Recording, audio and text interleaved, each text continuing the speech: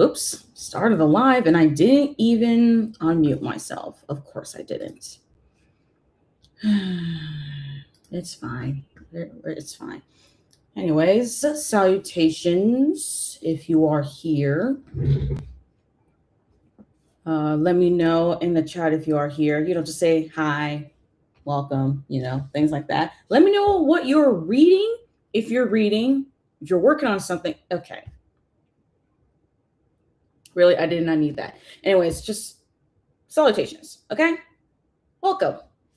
If you're new here, say hi, introduce yourself, all the things, and let me know in the chat what you'll be reading if you are reading, if you're working on something in case you're just not reading, or if you're just here for vibes, It's okay if you're just here for vibes and you have me in the background. Totally fine. I just would like to know that, that's just me personally. I'm maybe a little nosy, but I think that's enough just to get to know who's watching and who's joining with me.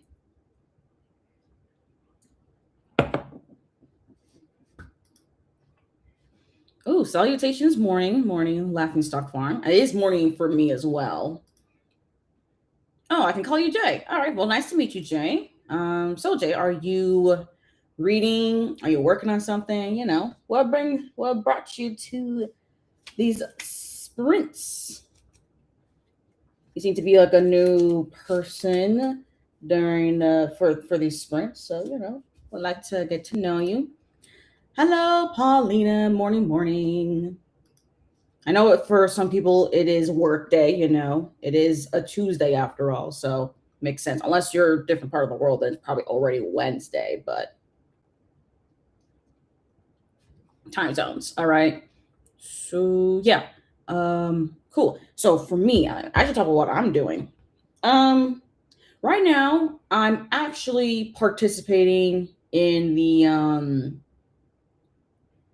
Light Fall Readathon that is hosted by G from Book Roast. So I am participating in that. I'm even vlogging it. So I do have my camera right here so that I can, vlog the things, which has been a while actually since I have been vlogging. I haven't really been vlogging much in the past few months. So I'm trying to see if I can get myself back into vlogging again. We shall see. We shall find out. I don't know. Excuse me. So while I am doing these vlogging and stuff, I do want to make sure I'm also reading.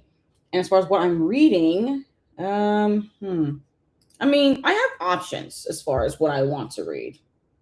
I have some options, but I'm going to go with based on like library stuff and also how long something is. If something's short, I think I should prioritize that. Okay, why is always my phone screen always just so like bleh, Okay, so I think the one I'll be focusing on for these sprints is, okay, there we go. The Unselected Journals of Emma M. Lyon, Volume 1 by Beth Brower. The only thing I know about this is that it's an adult historical novel, as again, it's journal, so it's very much diary entries. And it's about Emma M. Lyon, a young woman in, I actually don't know I don't remember the time period. Crap. I really don't remember. Hold up. Right when you think you know what you're reading. I'm not even very far into it. As y'all could see, I was like 20% of the way through. So like, it's enough to get a sense. I just don't remember. I haven't picked it up in a couple of days. Okay, so it says here the year's 1883. Okay, that's what I thought. I knew it was somewhere in the 1800s. I just could not remember for the life of me the year. So yeah, 1883, Emma M. Lyon. She gets into like this house that she knows that she has inherited, but like she has this like older uncle that's just like treating her terribly. I don't even know why, honestly. I'm still trying to figure out what the heck is even going on here. All I know is that she came from, I don't remember where. Okay, it's somewhere. Yeah, she's going to London. I don't remember where she came from, but she's going to some neighborhood in London, and like she owns this home, but her cousin, oh, it's a cousin? I thought it was an uncle, but he seems so old. I don't know. Maybe he's just older than her, but not actually as old. Who knows? I really don't remember. I need to keep reading this book, and then I can give y'all some actual, like, substantial updates on it. Hmm. But yeah, it's supposed to be a lot more slice of life, low stakes, character driven. So yeah, and apparently there's like 8 volumes of this, I think. I don't know, it's a series. There's like a lot of like there's like a lot of there's a lot of these books by Beth Baumer, Brower. Oh my gosh, I'm gonna remember. Yeah, that tells you how long I've been paying attention to this series. But yeah, there are like how many? I think there's 8, right? Yeah, there's 8. It does look like though each book gets a little bit longer because this first book in the series is like 3 hours. The second volume is 5, and then it goes all the way to volume 8, and then volume 8 is like 12 hours long. We'll see how invested I am in this series. I might just read like the first book and call it a day. But hey, maybe if I'm invested in it enough, I might actually continue on with that series. But that's probably not likely. And then I do have 2 other audiobooks as an option for these sprints. Because I am in more of an audiobook mood, but I do indeed have something on my Kobo to read as well in case I just need a break from like the audiobook, which is very plausible for me. These are my other options. I have A Dark and Drowning Tide by Alison Saft right there. That's 12 hours long. It's due in 10 days. And as you can see right here, there's a lot of people who are waiting for this audiobook. And then we have a few people waiting for one day. Everyone will have always been against this, but Omar El Akkad. And that one's shorter. That's like 5 hours.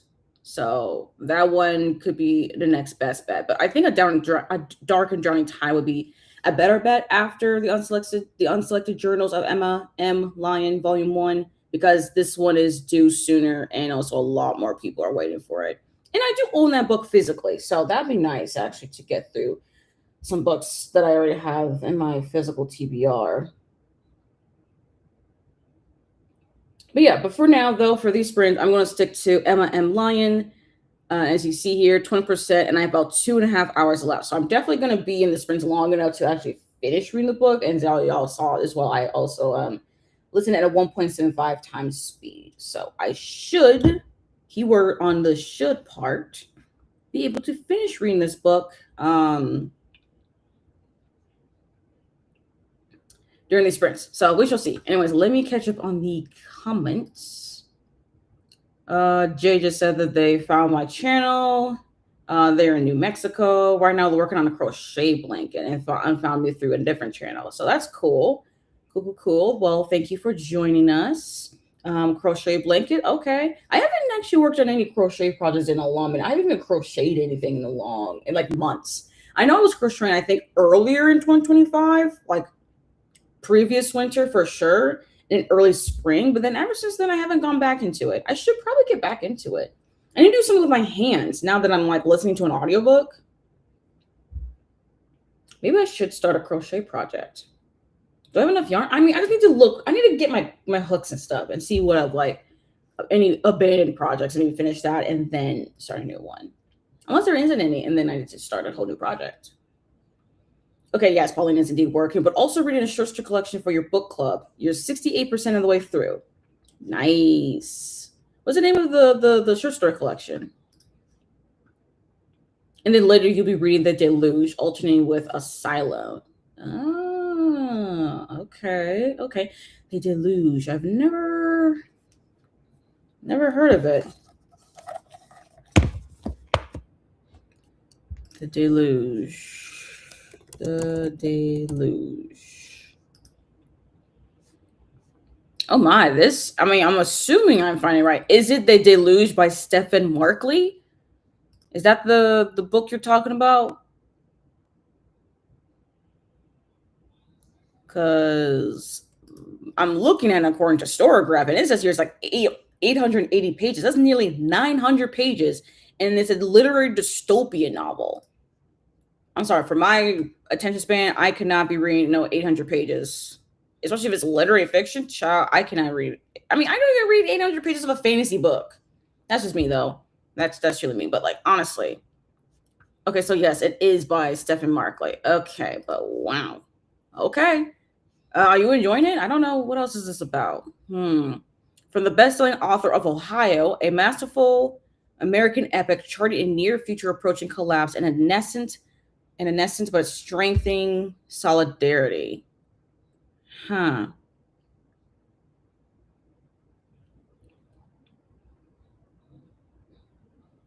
Oh, very much Larry dystopian, but okay. Cool. And then you're alternating with asylum. Asylum. Okay, and now is Asylum is that the first book in a series by Madeline Ruse? I mean, I'm assuming that's how you pronounce the author's name, but Madeline Ruse. Is that the other book you're talking about, Asylum here? Because it says here it's young adult horror. It's 313 pages. It looks like a lot shorter. A thrilling and creepy photo illustrated novel that Publishers Weekly called a strong YA debut that reveals the enduring impact of buried trauma on a place. And this came out in like 2013, so it is a little bit of an older title. It's a little bit more than 10 years ago. 10 years ago. It's the first book in a series. How long is this series? Oh, it looks like there's a prequel novel. Interesting. Okay, looks like it's a 3-book series with some like short story stuff in between books, and there's even a full prequel novel. So this is a whole series.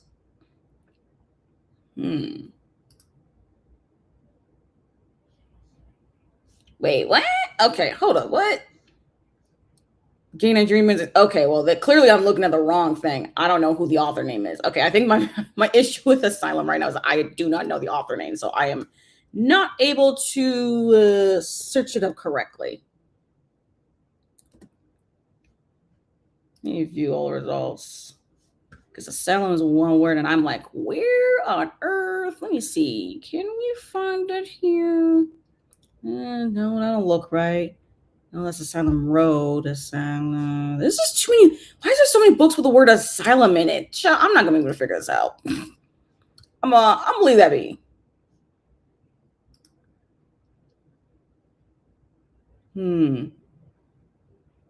Idafe Okporo. Let me see. Let me just search up the author name. Idafe. Oh, it's a memoir. Oh, no wonder I can't find stuff. Ciao. Okay, I'm sorry, y'all. We're going back to back and forth with just one comment because I'm trying to know what kind of books you're reading. Okay, so this is it's Asylum. The full title is Asylum, a Memoir and Manifesto. Okay. Came out in 2022, 244 pages. A poignant, moving memoir, an urgent call to action for immigration justice by a Nigerian asylee and global gay rights and immigration activist Idafe Okporo. Interesting. I've never heard of this memoir, but then again, I don't really read memoirs because I'm just so picky with memoirs. However, I am here for Nigerian authors, so I'm here for it. Let's see. Yeah, this does seem pretty interesting. Not gonna lie. Thank you for bringing this to my attention. See, this is why I like to know about what books y'all reading, because then I get to learn all the things. Okay, there's no English translation. Oh, so it's in Spanish, and it's called, oh boy. Okay, or The Fallen Trees Are Also the Forest. The Fallen Trees Are Also the Forest. Interesting English translation of the title. Can I pronounce this? I'm gonna try my best here to read this title in Spanish. Let's see. Los árboles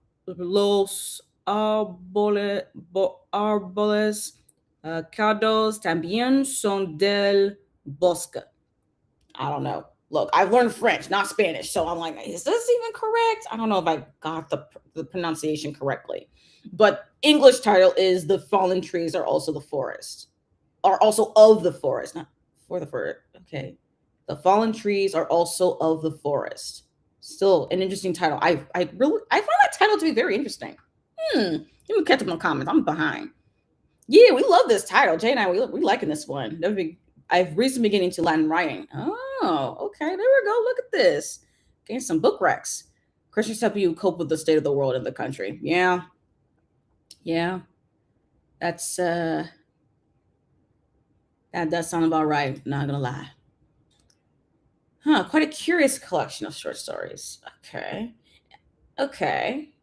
So So unfortunately, though, there is no English translation because I cannot read it in Spanish. But I do find that to be a very interesting title, though. Still, so very interesting. Okay, all right. I said that, got that right. Yeah, you read big books, dystopian climate fiction, tense. Yes, that seems right. But hey, cool. Props to you though for reading big books. I'm personally not much of a tome reader. I do personally have my limit as far as how big the book is. I just find it very, very, very, very intimidating. Maybe a reading goal for myself is just to try to push myself to read bigger books. And by bigger books, I do mean books that are over 600 pages. Because I have read books that are like over 500 pages, but over 600, it's like, okay, this is a bit too much now. But there are books though that I am interested in reading that are over 600 pages. So, I just got to give myself a shot here. And yeah, the song is about a gay Nigerian man's experience coming to the United States. Right, right, right. And this is the title and the author name for everyone who wants to know. This is an easy, quick read. Okay, so you have one that's like really big, intense, and dense, and you have one that's like short, quick, and easy. So I love that for you, actually. I love that you have like a book that like, okay, no, I know I move my hands. I don't know if y'all are familiar with the 6-7 joke. I'm not trying to do the 6-7 joke, okay? But I do like the fact that you have something that's really heavy and thick and dense, and you have something that's very light. All right, I just love the balance of it all. Yeah, those books are right on my wheelhouse. Added to the TBR. Nice. I do have to say though that the memoir seems to be very, very interesting to me. Again, I'm very picky with my memoirs, but I will at least try to pick it up. So add that to want to read. I'm just gonna add that right now because I do need more books actually in my nonfiction TBR. I don't really have a big nonfiction TBR, and I really want a bigger one because I want to read more nonfiction. So I gotta find more nonfiction that I'm interested in. Oh, I was pretty close. Yes. Oh, that's so awesome. Okay, look, I feel a little bit validated. Okay, even though I know I'm like a little bit off, but I'm glad that I got it close. Not perfect, but I'll take the close. Okay. Woo, I love that for me. You just read "We Are Green and Trembling" by Gabriela Cabazon Camara. We are green and trembling. I can't spell. We green and trembling. Why do I feel like I've seen this cover before? It says here, Corian again. So We Are Green and Trembling by Gabriela Cabazon Camara. It's translated by Robin Myers. This is about 196 pages, came out in 2023. It's an adult queer historical lit fic book. Ooh, okay. Well, sometimes I'm look, every once in a while I like to pick some historical literary fiction. So maybe this is the one. Deep in the wilds of the New World, Antonio de Russo begins to write a letter to his aunt, the prioress of the Basque convent he escaped as a young girl. Ooh, since Lena didn't. Okay, wait, hold up now. Wait a minute. This is actually this is really interesting. Hold on, wait, Pauline. I think this give me a cool book rack because this looks very interesting. Hold up. Ooh, based on the life of Antonio de Russo, a real figure of the Spanish conquest, We Are Green and Trembling is a queer Baroque satire and historical novel that blends elements of the picaresque with surreal storytelling. It's rich and wildly imaginative language forms a searing criticism of conquest and colonialism, religious tyranny, and the treatment of women and indigenous people. It's a masterful subversion of Latin American history with a trans character at a center, finding in a rainforest a magical, surreal space where transformation is not only possible, but necessary. Well, great. Now you just add another book to the TBR. Dang, y'all. But this seems so cool, though. I'm like, wait, this seems really, really cool. Oh my gosh. I mean, do I really read even a lot of surrealist books? Not really, but the ones that I do end up reading that are very surreal, I find it to be very interesting. I mean, I find them interesting. So, hey, whenever I'm in the mood for something surreal, I'm going to try this book. Okay. Right, you take a break with big books, hence the silence. That makes sense. That way you don't feel like That way you don't feel like you're trudging through a lot of the books. That makes sense. Yeah. So the author is Alejandra Camilla, who is Argentinian but also of Japanese ancestry. So it's Spanish, but also set in Japan. Well, stories of a Japanese soldier who is tasked with digging a trench. What? Y'all be reading like so cool books. Oh my gosh. Argentinian, but also so it's in Spanish, but set in Japan. That is so cool. That's actually really, really cool. I love that. Yeah, it's not translated yet. Great question mark. Maybe there's a possibility it could be translated into English in the future, but it does sound really, really cool. I hope it does get translated into English though. I don't know who the transfer will be and who the American publisher would be to publish the book and this translation, but I would like to read the short story collection. Again, I don't read a lot of short story collections, but when I do, I'm trying to make sure it's a really good one. So I want to. Oh man, this sounds so cool. Yeah, a bit surrealist, so a little weird, but worth the effort. Hey, I'll take it. I'll take it. As long as I know it's surreal, I will make sure to put in more effort to keep reading it, you know? Ooh, on your list. All right, all right, all right. Baroque. Oh, Baroque. That's how you pronounce it. Because I was like, is it Baroque? Baroque? Because sometimes it could be either one. And I'm like, okay, so it's Baroque. Cool. Thank you, Jay. Hopefully they translate it soon, right? I think more people could really read that because there's definitely people out there who read like very there's definitely an audience out there for this kind of book, okay? Like they exist. Used to read a lot of fantasy, but it got so predictable. Honestly, I feel that, not gonna lie. A part of me also kind of got a little bit tired of fantasy this year. Just a little bit. I still read a lot of fantasy though, but I am moving away from reading fantasy like a lot within a year.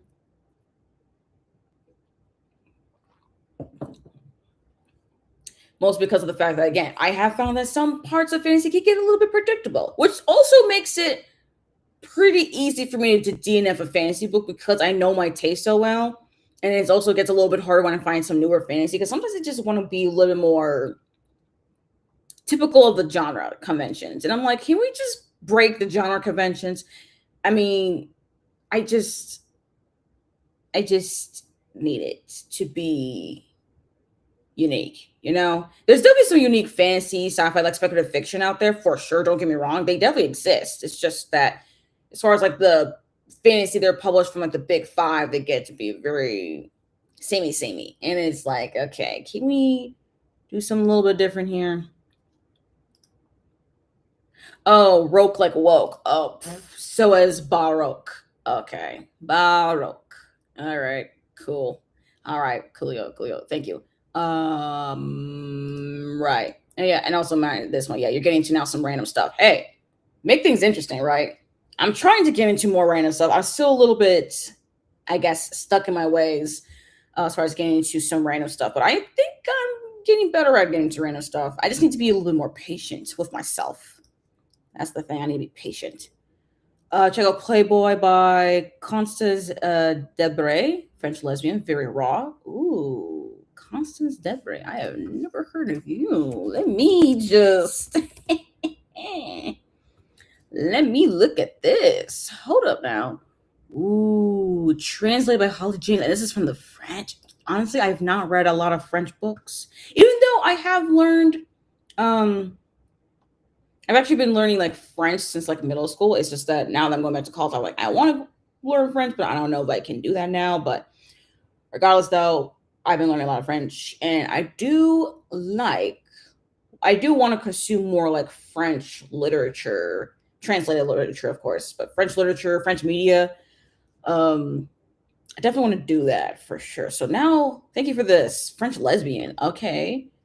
Posted in France in 2018, Playboy is the first volume of Constance Debray's renowned debut trilogy that describes the narrator's decision at age 43 to abandon her marriage, her legal career, and her bourgeois Parisian life to become a lesbian and a writer. What? This is the first book in a debut trilogy? What? Ciao. Well, I'm gonna add that to the TBR because, I hope my library has it though. I need to check my library on this one because what? Like, what do you mean? You decided at the age of 43, mind you, 43, to abandon your marriage, your legal career, your bourgeois Parisian life, so you can become a lesbian and a writer. I'm like, what? Okay, I need to know. I need to know the things. I'm like, oh, this is gonna be messy, messy. But I'm here for it. I appreciate this author being reflective, vulnerable, and honest with themselves because I want to know the things. I'm gonna be so nosy. I want to know all the things. Yeah, looking up these things will certainly spell some of your recommendations, like for real. And I'm like, I need to know the things now because 2026, I wanted to. I mean, I know I'm not gonna read as much as I have been the past few years. So I'm like, okay, if I'm gonna be a little bit picky, let me just read something that's like different, read something that's different. And of course, mixing things I'm used to, but also have some things that are new so that, like, I don't know, it just does something to the psyche, it will do something to the psyche. So, yes. Yeah, we keep adding to the TBR, like for real. I was just like, yep, to be read, to be read, to be read, to be read, and all the recommendations. Loving it. Deborah is very messy. Yeah, I can imagine, but I'm totally here for it. Let me that is not all Akatar. Yeah, but I mean, well, do I shade people a little bit? Well, I mean, I know people say, oh, I don't judge you for what books you read, but I'm like, I kind of judge, not gonna lie. I do a little bit of personal judging, and a little bit for me is Avatar, just a little bit. That sounds fun, right? Like, yes, give me some mess. Because, like, look, I will read a book if it's just straight up messy. I'm like, wow. I mean, it has to be like written, it has to be well written. But like, if this thing's just mess going around, I will be reading. I will eat that up, okay? Because I'm like, let me know what happened. I want to know what's happening. Like, did the person, like, I want to know what happened. I need to know all the things. Man, I'm so excited. Yes. Hey, glad they're reading, but yeah, again, glad you're reading, but and as far as the Akatar comment. All right, coolio. So yes, thank you all for the recommendations because now I've added so many more books to my TBR now. I'll have to edit my own TBR just to like go through the things. But yeah, we should definitely start our first sprint now that it is 30 minutes after. Let's see, how long should our first sprint be? I feel like it should be an hour. I like hour-long sprints. I like long sprints. So if you're new here, I do like to do like a Pomodoro method kind of thing. Like, we have a certain amount of time that we focus on whatever activity we're doing, and then we have like a few minutes of break, and you would go back. That's how these sprints will go. So I think an hour should be good for at least the first sprint. We'll see if I increase the timing as time goes on. Oh, the third one just came out and you ended up in like a couple of days. Yes. Love that. And also it's not even very long either. So totally here for it. You're not to judge them too much. Right. I'm like, I'm not trying to judge too much, but the judgment is there. I just don't put in I just don't type a comment or anything. I'm like, okay. And I just move on. I'm like, yeah, I'm just gonna move along. Yeah. Very true. Very true. Nope, spelled that wrong. Okay, so I'll keep daylight. No, it's standard now. I forgot. Daylight savings is not there anymore. The way that I'm just like, I gotta remember time zones. Okay, right. So we'll sprint until 12:30 Central Standard Time. Where should I use? Found you. Okay, all right. Sorry, oh my god. This thing just wants to give sense. I mean, I have to like give props to the people, for the ads and stuff. All right, let me share my screen, make this full screen. Okay, that's not quite how I want this to look. So let me just move that around. Well, maybe I should do it this way. No, I look too small. No, I don't want to do it that way. Okay. Cool. There we go. I got it. Sorry. I had to figure my stuff out. Sorry, excuse me. Okay, cool. So, yep, we're going to start our first sprint. Happy reading, productivity, all the things, and we shall reconvene in 1 hour.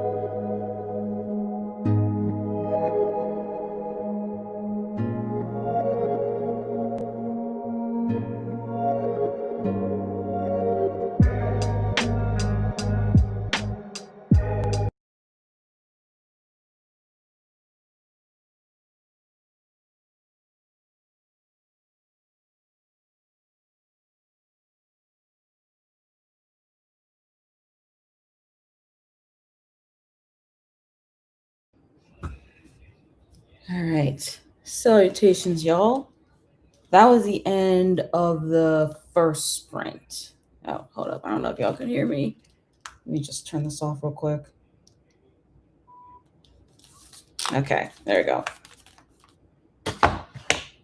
Coolio. That was the end of the first sprint. Y'all let me know how y'all did in that sprint. Okay, where is the things? Okay, cool. So, for those who just joined us, anyway, sorry, I am just getting a little bit distracted. Ooh, wait. I'm already this far. Wow, first sprint, y'all. Look at where I'm at. Nearly 2 hours into it, I've only a little bit more than an hour left in the unselected journals of Emma M. Lyon, Volume 1 by Beth Bauer. So I'm 60% of the way through. Okay.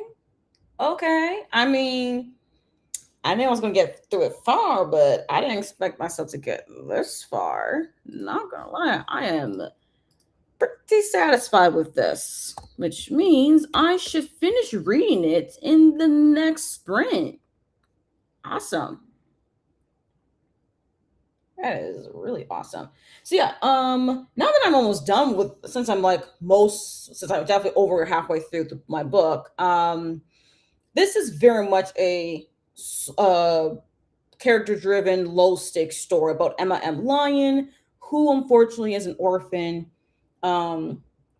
She just came from like having her education of sorts. It's not really even a good education, unfortunately. There's a whole reason for all that.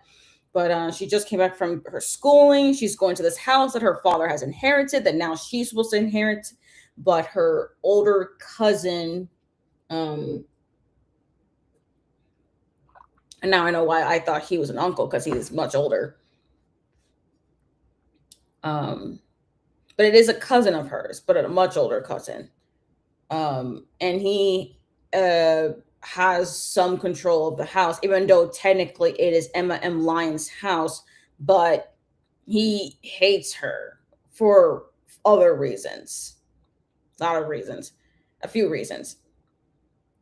And he is refusing to give her the money that she was owed, give her the house that she is owed. It is literally a lot. And honestly, I'm really mad for her, because I'm like, bro, I just want to just like a word is just like, I'm going to wring his neck, because excuse you, you better give her not only her money but also the house, dude. You better give it to her. I don't care how spiteful you are. I'm more spiteful than you, bro. You about to get it. Okay, he's gonna get it. Do not care. So yeah, I just made me mad, made me really, really mad. I don't know how this journal is going to end, because again, it's a volume. There's volumes of journals, so it is just Emma. Not really quite every day, but every few days she'll have a journal entry. It could be very short, just a little thing here and there, really long because a lot of stuff has happened. So yeah, since this is the first volume in a series of volumes, there are a lot more shorter chapters. So if you are interested, like some short chapters and stuff, definitely here. But I do think there's a lot of from each journal entry that it helps my brain and the intention as far as like what's going on and stuff. But I'm not really one for short chapters. I do prefer longer chapters, so there's less of them, not so many short chapters. That's just how my brain is. I don't know. How about y'all when it comes to chapters? Do y'all care about chapter length or not? Because truly I do care, and I prefer them to be a little bit longer. And I don't know, the way that this is going, I do see myself actually continuing on with this series. So I guess there's a long running series that I'm interested in reading. Who knew, right?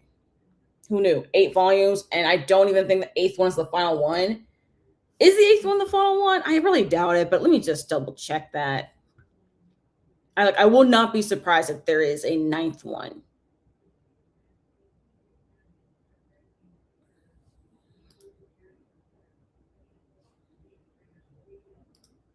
Because the 8th one came out in 2024.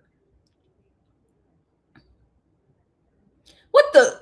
Wait a minute. Okay, look, I'm now looking at the synopsis for the 8th one, and the 8th one is literally a whole year later.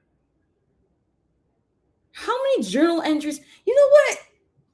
I'm sorry, because literally the book actually starts off in, I think, March 3rd, 1884. Not 84, 83. I mean, that's when the volume one starts. And at that point, Emma is not like a legal adult yet. I don't think she becomes a legal adult until she's 21 years of age. And she's not 21 until January of 1884. And now I'm looking at the synopsis for the eighth volume, and that's finally she has turned 21. And I'm like, wait, what do you mean? You turn somebody takes like 7 full volumes until we get to that point? Then she writes a lot then. Like, dang, Emma M. Lyon writes a lot in her journal. Well, that means a lot has happened within the year then. Wow. Okay, let me keep looking here. Look, this is probably very much spoilery for myself, but like I need to know what I'm up against here if I'm gonna really be committed. I need to know what we doing here.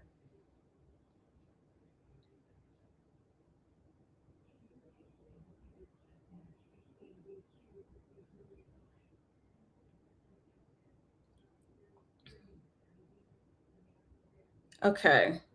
Yeah, it looks like there's a lot that's going on here, but you know what?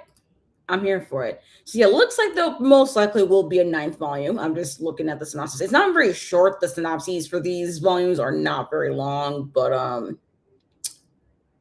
it looks like we'll definitely. I mean, there's enough of the story here since it is again low stakes, very character driven. I won't be surprised if it just ends up being like so many volumes. I won't be surprised if it's like 12 volumes before it's like okay, we're done, or maybe it just keeps going. It could be like 20 volumes, which like I don't know if I want to go that route, but you know what? We'll just keep reading. You know, maybe I will be actually invested in enough in the story to keep reading it. I don't know yet. So far, I like the audiobook narration. The audiobook is narrated by Genevieve Gaunt. So,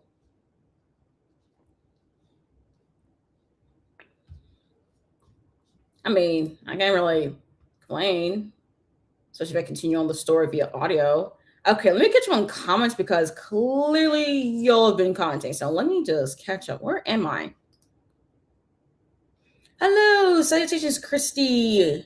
Christy. So many people are sprinting today. This is gonna be so messy once the two Patreon sprints on flying also start. Well, it is a Tuesday. I feel like Tuesdays are like a really good sprinting day because it's like not a Monday because people hate Mondays. It's not the middle of a week like a Wednesday. And it's not like a Friday or a Saturday or even a Sunday. Like I feel like Tuesdays are a really good sprinting day. Mondays are also, I think, pretty good. Fridays are really good if you're just like you want to hang out with people. Saturday and Sunday, I think, is best for some people because of it's the weekend, people are available. But yeah, I do like a Tuesday though. But hi, happy to be here. Got here early for once. Currently editing a bunch, but also starting Darker by 4 by June C.L. Ton today and want to make progress on that over this evening. All right, cool. Happy to hear though that you are also just editing as well. So you do some reading, do some editing. I also need to do some editing. Am I going to do any editing today? I kind of doubt that. Not gonna lie, I don't expect myself to do much editing. But you know, I can imagine for myself. Citations, Darker. Yeah, Darker by 4 does sound interesting. I do remember learning something about that book. I don't remember what's actually about. I just know it's a young adult fantasy. Kirsty says it's that they are only 20 pages in. Already absolutely their vibe. On the author's website, she has art and character profiles, which makes it so much more hyped for me. So excited. Nice. Oh, it's good to be stoked. Exactly. Finished editing and exported a video. Okay, and you got distracted showing your friends some photos of yourself as a 2 days old baby. Oh, and showing off your mom's insane knitting skills. Ooh, okay.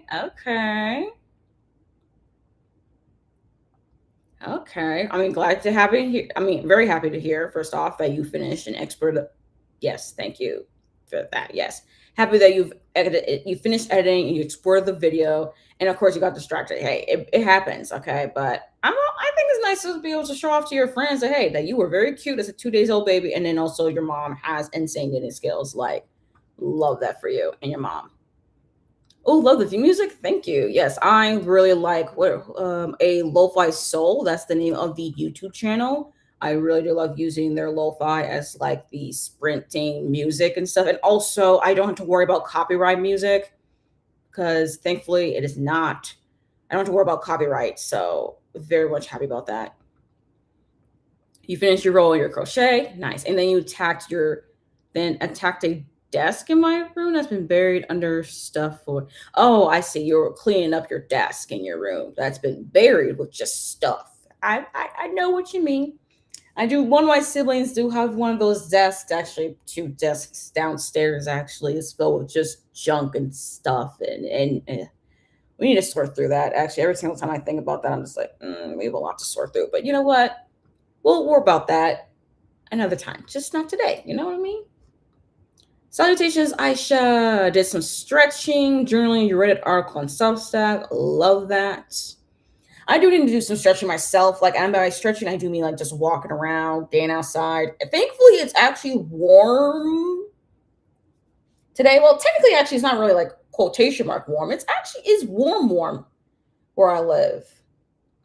Oh my gosh, it is 41 degrees Fahrenheit. I don't know what that is in Celsius. I'm sorry to the people who use the metric system. I have no idea what 41 degrees Fahrenheit means in Celsius because we don't do the conversion rates over here for some reason. Let me.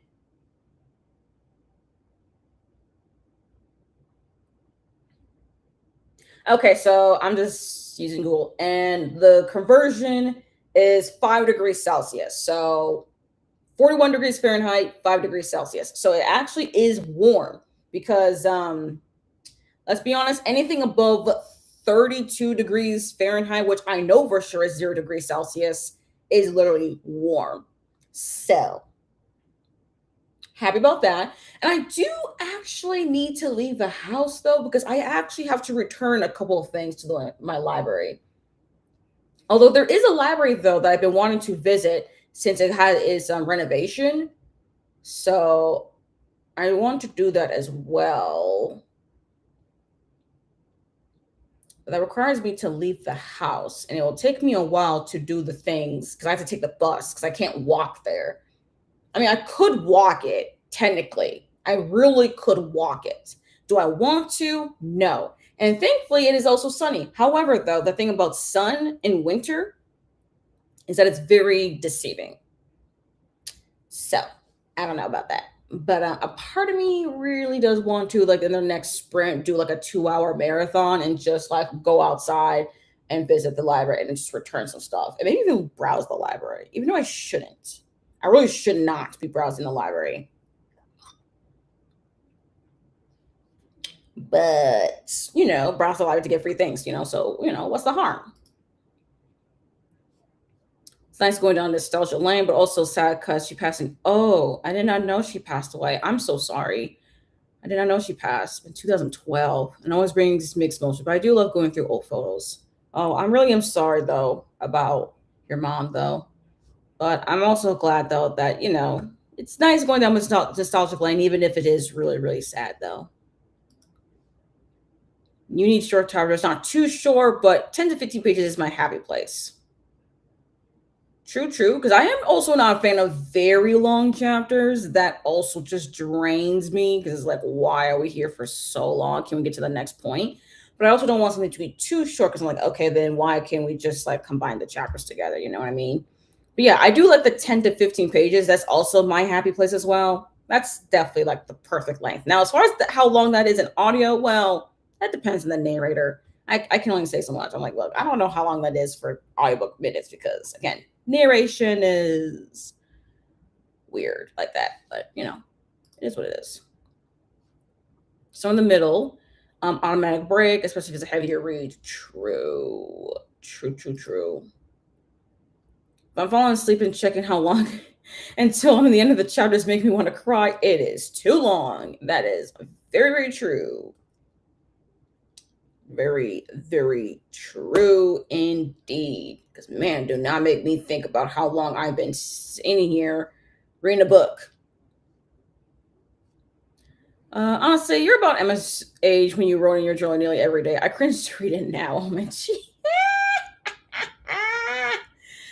I mean, I can imagine that as well. Yeah. What do you do every day? I mean, and also there is stuff going on in M Lyon's life that like I could see her writing about every day or every few days. So I'm like, I could see that. But dang though, so many journals. So many journals. Although that does remind me actually, in the journal entry, she talked about having this huge collection of journals that she's written in like every single day since she was a child. However, something bad happened to them, and she's very upset about that. What happened to those journals? But yeah, she's even been doing that even since as a child. So honestly, it should not have surprised me knowing that by the time the eighth volume comes out, it's fine when she's turned 21. So I'm like, okay, well, that's my fault for just being surprised. Because let's be for real, I should not have been surprised. It's still though, but yeah, I definitely feel you though. If I was writing like that often in her age, it's like, wow, I would be cringing myself. But also, it'd be nice just be like, dang, those are like you would just think just like, wow, those are the kind of problems I thought I had. Like those are the kind of problems I was thinking about at that age. And then look at how wildly different your life is now. Yeah, that is 5 degrees. That is cold.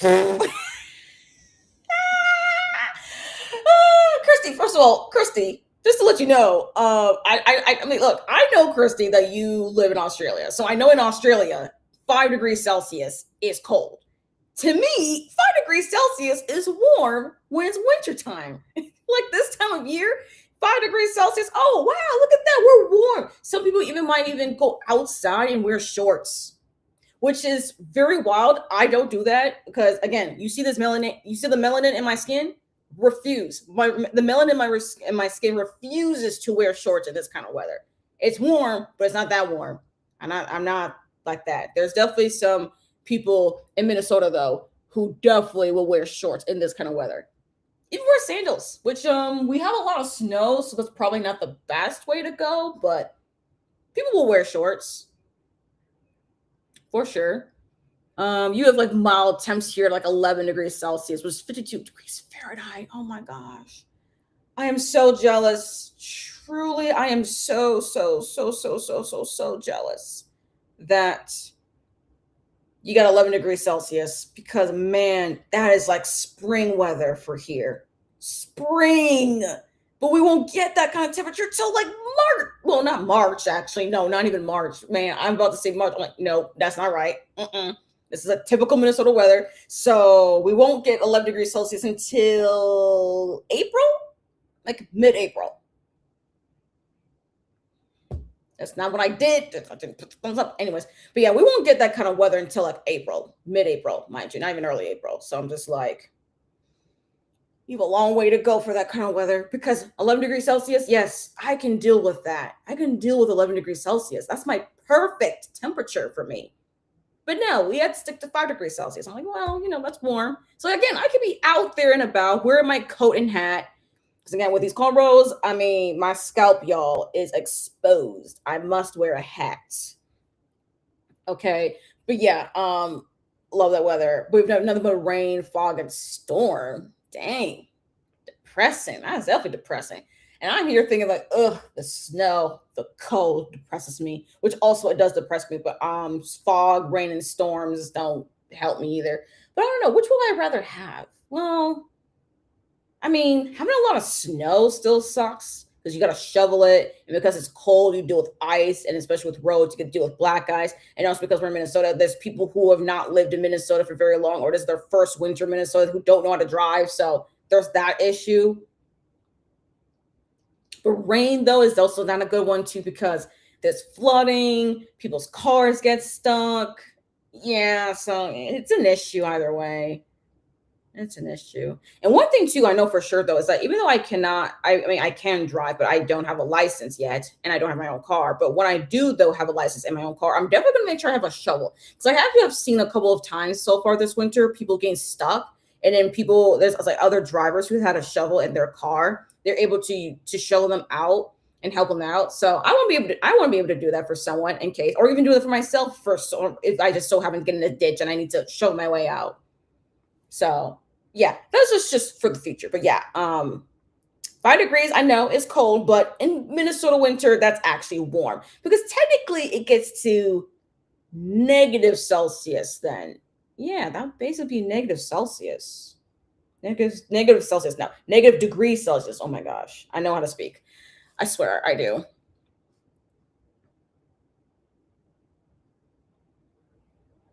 64 degrees in here, northern New Mexico. Sunny but windy. I would love a weather like that because that is weather I can thrive in. Although because it's so warm, although if it's that warm now and it's winter, I don't think I want to be there when it's summer. Because we do have some hot summers here in Minnesota, but it's also humid because we have, like, again, we're the state of over 10,000 lakes. So it gets really humid, very buggy. So that also sucks. Man, I really do hate our summers too, though. I really don't like Minnesota summers. I hate Minnesota winter and I hate Minnesota summer. I hate it I just hate it all the way. Just hate it. But I'm here. You confusing should and should not. It is illegal to visit a library and not peruse. You know what? Curse you when you're right, you're right. So, yes, I will be perusing the library, which I definitely should because they do have some new renovations and I want to see how it all looks. So I think I'm going to do that actually in the next spring, which will be a marathon so that I have enough time to take the bus, peruse, take the bus back, and actually come back in time for these sprints because I don't want this thing to keep on going and then, I wasn't here. So yeah, because again, I don't want to deal with issues of copyright again. Thank you. As I said, mixed feelings, as she was also a very complicated lady, but she was also quite unwell. So at least she was free from her pain, and I can't be mad about that. Damn, damn. Now, I'm also sorry to hear about that too, though, as well. That, dealing with some mental health issues. Yeah, not very fun either. But I am also happy to know that she's at least freed of her pain. So that at least is a silver lining. Sure, there's stuff going on in my life, but from the mountain of late 60s, I'm embarrassed for myself. So much drama. Sure. Late 60s. Oof, late 60s. What a time, though. What a time. So much drama. But, that's what you thought the height of the things was at that time, It is what it is. Oh, yeah, I live in the UK. Okay, sorry. I thought it was Australia. I can't remember now. I've completely forgot. I'm so sorry. Wrong place. UK. 5 degrees Celsius is cold. 0 is pretty cold. -1 is horrific. I tend to prefer the cold. My favorite holiday was in Iceland when I was -15 all week, which is 5 degrees Fahrenheit. Yeah. 5 degrees Fahrenheit sounds like a typical Minnesota winter right there. So yeah, minus, like, being like below 0 degrees Celsius is definitely a very typical Minnesota winter. We even have like a period of time, and I say this, that happens mostly in January, even though it can happen also in December, which literally happened this past weekend. And it's literally where we get like 0 degrees, like we're like below 0 degrees Fahrenheit, which I know is even more below degrees Celsius. Yeah, it gets really, really cold in Minnesota, like really, really cold. And we had that polar vortex of a weekend this past weekend.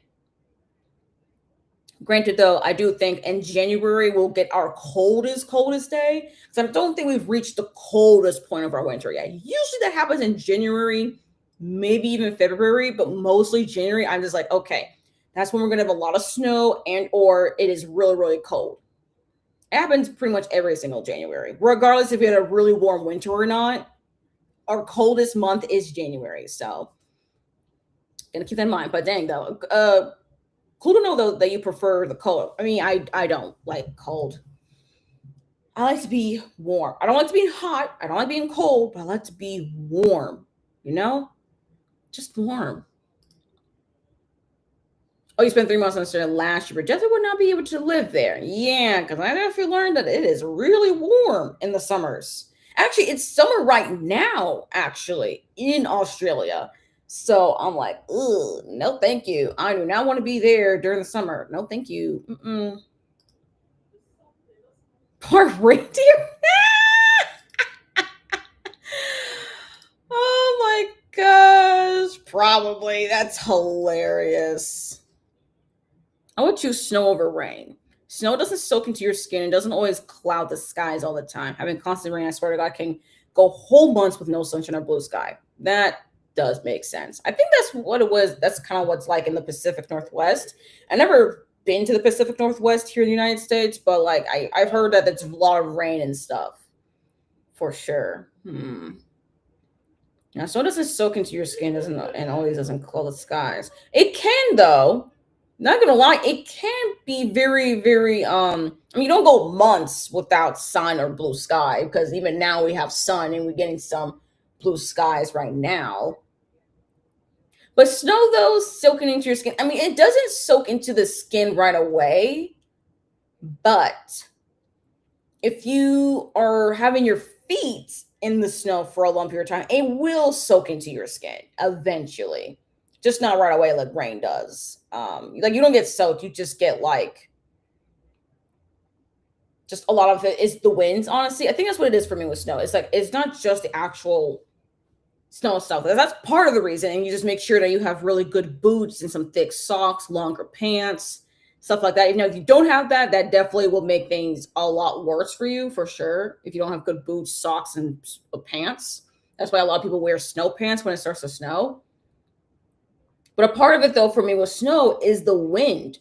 Like if there's wind, then it also gets into your face. And if you don't wear a scarf or a hat, you easily catch a cold because if you're not wearing a hat, if you're exposed just your scalp, you easily can get a cold from your head. And also, if you don't cover your mouth and your nose with a scarf or just even a mask, which I do recommend wearing masks, y'all, in the winter. Please wear masks in the winter. Not only just that, but so that the cold air doesn't get into your lungs. So that's also another reason why to wear a scarf, wear a hat, boots, thick socks, long pants, long sleeves. Make sure you have a longer coat, you know, all the things. All right. But yeah, I don't think I would like rain as much because I like the look of rain, but I don't like being in the rain. I'd rather be home regardless. Oh, y'all do get snow in New Mexico. Huh. I thought it was more desert. Maybe I'm thinking of Arizona then. But it appears in a couple of days. Besides, and also besides the show, we get traction boards. They're awesome. Oh yes, that's yes. Just that way, whenever your car or whatever vehicle gets like stuck in the snow and you can't like back yourself up, if you get something to get the traction, whether that is again traction boards. I've heard you use kitty litter. If you have snow salt, that helps. Sand helps. Stuff like that. Look, I'm giving y'all like winter survival kit stuff right now. Do I have all that stuff for myself? I mean, no, but like I know what I will need in order to survive if I ever get stuck. But definitely having a shovel helps. But as far as like if you don't want to do the work of shovel, definitely go with traction boards. You know, kitty litter if you have cats or snow salts and sand.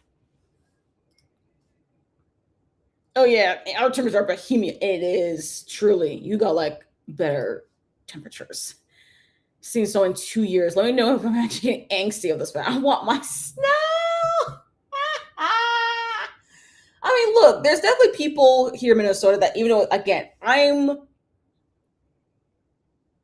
really like a minority in my thoughts on snow. I am very much on snow negative, but it is, I think it's 50-50 here. And as far as Minnesota, like, especially if you've been here for a while, you get used to the snow. You know how to survive in the snow. You know what to prepare yourself for the snow in your home or wherever you live in snow. Like, you just are. Now, there are people though who love some snow. So, Kirsty, not gonna lie, you very much sound snow positive, and that's good for you.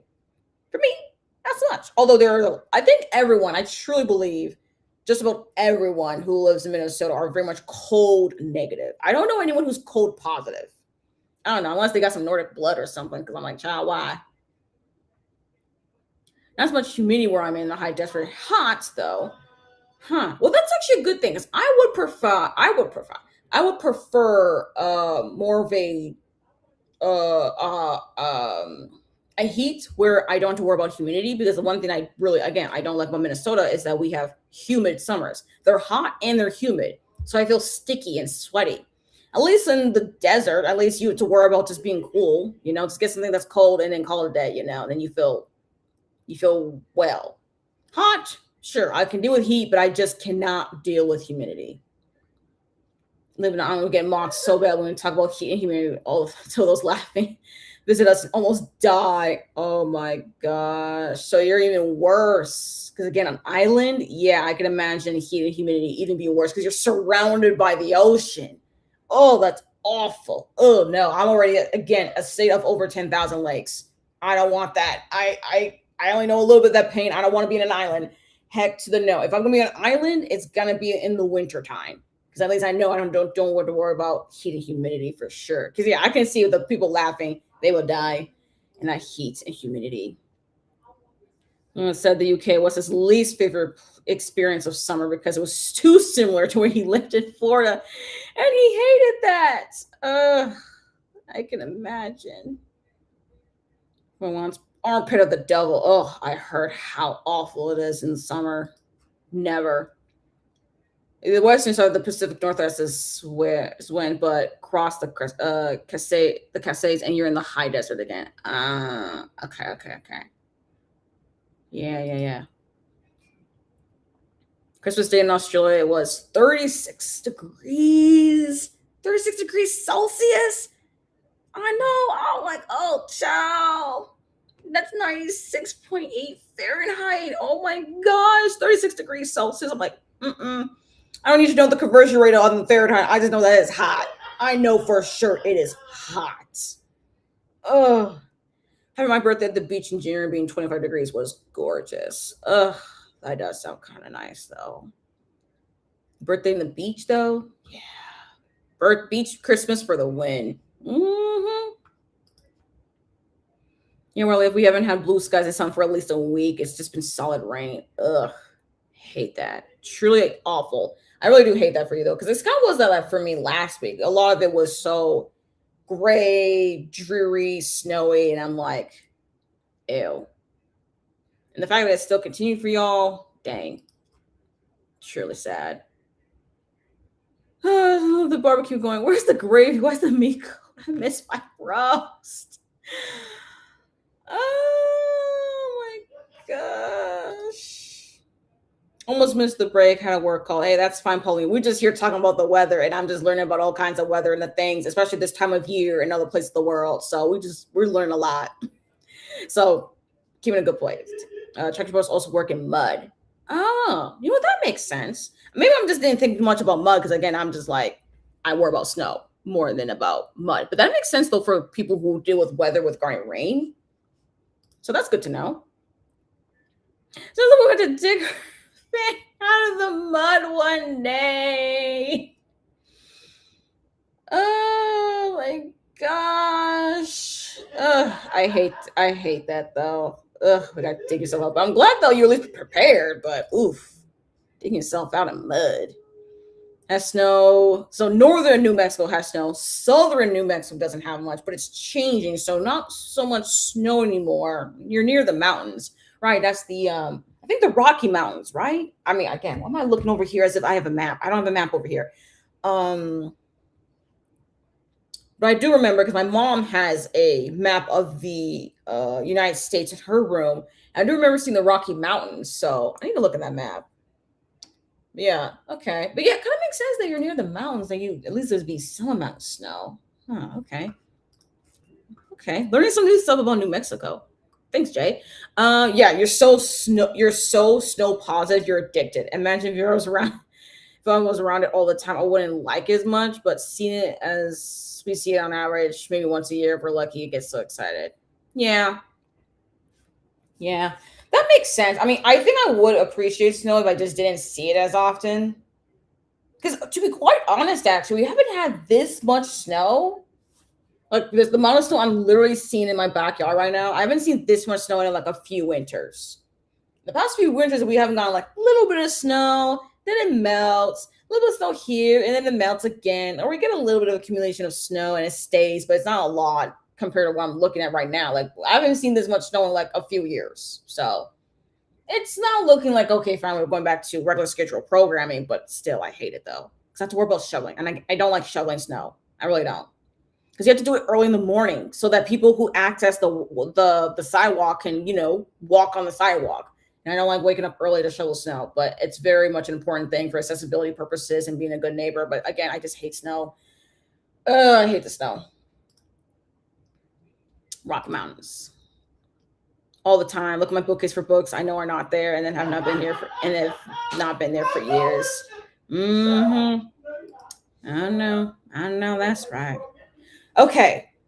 So I do think I will be leaving the house. Sorry, I just need to go right behind here because I need to. I really want to show y'all what I'm returning to the library if I can reach for it. Oh my gosh. So yeah, this is why we're going to the library to return. I have Over the Garden Wall from Cartoon Network. I've had the DVD for actually now this is overdue. This is literally an overdue library item. So I do need to go to the library and actually return it. I try to read. I not read. My gosh, I try to watch the first episode of this show. I don't really care for the humor or the tone. I mean, it definitely gives off vibes of like Adventure Time and stuff. So if you've seen that show, you might like this. But I don't care for that humor anymore. I'm a little bit too old. And then of course I have Frankenstein by Mary Shelley. I wanted to reread this book actually so that I can watch the 2025 adaptation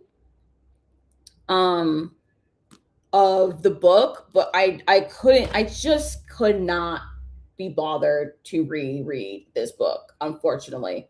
I even have the audiobook borrowed from my library as well, and I just could not be bothered to reread it. I don't know. Rereads are so hard for me. I really have a hard time rereading. So, yeah.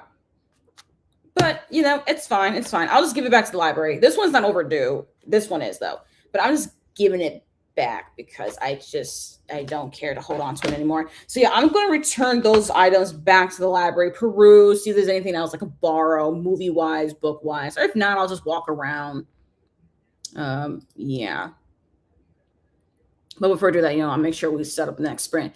I heard it's hitting you guys pretty heavy already. It has. But yeah, if we get snow, it's usually February or March. And if it sticks, it only stays a day or two. Dang.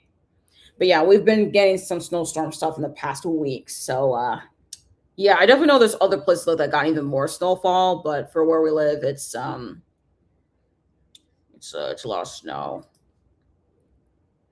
In my life, I've only ever experienced one huge snowfall, and that was in 2010 when we had a huge storm that caused so much damage to farmers. It was during lambing season in February. Ooh, well, that's not good. That much damage. I mean, I really also the thing I really don't like about snow is if it does have a lot of not if, but when it does snowstorm, what it does to roads because of road closures, but sometimes we also get accidents because of the snow. We also do have homes who have get damaged because of the amount of snowfall. Flooding happens, especially when it melts. And you said it was a huge blizzard that came over for America and it lasted for almost a whole month. Oh my gosh, a whole month of a snowstorm? I cannot even imagine snowing that much for a whole month. Damn. Yeah, it does sound very much awful. Grew up in a ranch in the winter, loss would be heartbreaking. Yeah, I can imagine that. It's being very bad, especially for the farmers. I can only imagine for farmers because, like, I live in this city, you know, like a bigger city. So I know that the city pays people to be out here so early in the morning to shovel the snow in the major roadways. Like, that's why you have like snow emergency. But like, I can only imagine for the rural communities. I can only imagine like how often they have their stuff shoveled. And I can only imagine also as far as like a place like somewhere in the UK where, you know, you don't get that much snowfall. So you're not really prepared for that amount of snow, especially a huge amount of snowfall for a month. Awful stuff. It was absolutely devastating. So many of us lost everything that spring. Yeah, but that really is awful though. I hope though they were able to recuperate since this is back in like 2010. I don't know how many farmers were able to recuperate, but yeah, I can imagine it was still a devastating event that still has ramifications to nowadays. Like 15 years later, I can only imagine. Truly. So let's see what we got here. Okay, cool. Okay, so we shall definitely sprint, well, marathon, but I'm going to call it a sprint here. Well, I'll give it a marathon. Why are we calling it a sprint? We shall call it what it is.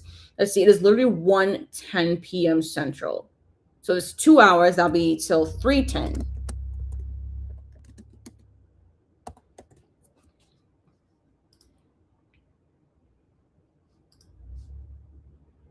Yeah, we're gonna call it marathon because y'all, we're gonna do this for like 2 hours. So yeah. And also I'm gonna be out and about. Like I'm actually gonna like leave the house. I don't know how I feel about that.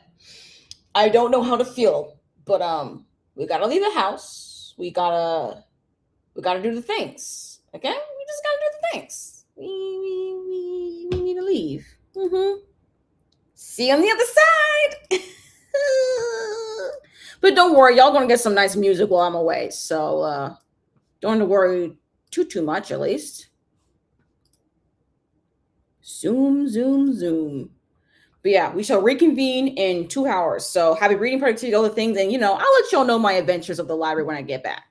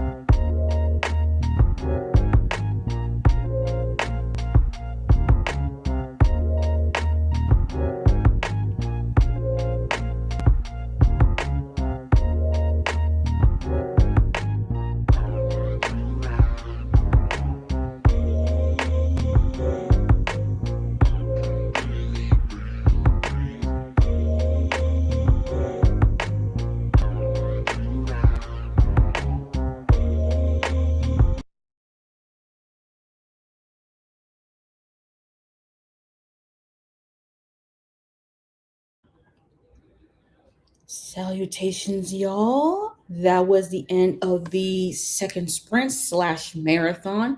Please let me know in the chat how far you have gone in reading, productivity, all the things. If you just joined us, say hi in the chat for me. So, I literally did not read the entire marathon. In fact, I just went to the library, and while I was there, I returned the two items that I said I was going to return. And then I got like DVDs. Like I have so many DVDs. I even have a book right here. We're gonna go through it, okay? But before I go through it, I do want to catch up on the comments before I do that. So yeah, y'all, update me, what y'all did, and then I will talk about what I did. So yeah, we're talking about, see me on the sign, because I'll be out for a bit. Good luck and Godspeed on my outdoor venture. Thank you very much. Hello, Courtney. Salutations. Oh yeah, and this is me when I was actually at the library at around like nearly 2:45 p.m. I was still at the library, but I was going to be home soon. And here I am. Get some goodies. Oh, don't worry, Courtney. I got some goodies, and I got goodies to share with y'all. Jay went to take a nap for a bit, so missed the chat, but we'll definitely be returning for the next sprint. Coolio. So for those of y'all who are here, let me talk about I guess I can show y'all the one book before I get to all the movies, because I only did bring in one book because I'm not trying to borrow more books, because I'm like, I don't think I'm going to be reading that many library books besides like, at least the physical library books. I still have like my digital stuff, so focus on that. But for now, I did borrow The Feeling of Falling in Love by Mason Deaver. This one is the only Mason Deaver book actually that was available through my library, at least the branch that I went and visit, which actually looks really, really nice, mind you. They did rearrange some things. It's gonna be in the Lightfall video diary vlog. I don't know what to call it, because like they will be reading in that vlog, but also it's not a reading vlog because it's not going to be about the books for the most part. They'll be non-reading things, so whatever. But anyways, the book, The Feeling of Falling in Love by Mason Deaver. This is a young adult queer contemporary novel about, I think, a closeted gay teen or something, because like he has like the main character Neil has like a friends with benefits with his friend Josh, but then Josh told Neil that he loves him, and then like chaos ensues. So yeah, that happened, and I think they're supposed to actually fall in love. So yeah, that's all I know. That's all I really need to know. I heard it's hard hitting and stuff. And one of my bookish friends on Instagram, Audria, they are like a stand regarding Mason Deaver and all of their works. So I'm like, you know what? Let's give this one a shot, right? So that's the only book I got, and I got that from the teen section. Now let's talk about all the 6 DVDs I have right here. 3 of them are live action, 3 of them are animated. Let's talk about the live action stuff first. Mind you, actually, 2 of the 3 live action movies are actually French films. And they're all 3 of these live action movies are actually dramas. So let's start with the first one. We have The Count of Monte Cristo 2025. Yeah, this is the 2025 adaptation. I do own the book, The Count of Monte Cristo by Alexandre Dumas. My mom has read The Count of Monte Cristo. She's even watched an older adaptation of the book. So yeah, so this is originally in French, and I think there is an English audio, but I think for me personally, I'll probably watch it with the French audio with English subtitles. But since there is English audio, I think my mom wants to watch it, so we'll probably start off with the English audio, but then I'll probably rewatch it myself with the French audio for myself, because I don't know, I haven't been watching much French media, so like I figured why not watch an adaptation of a book that I want to read, So that's that one. And then I have La Syndicaliste.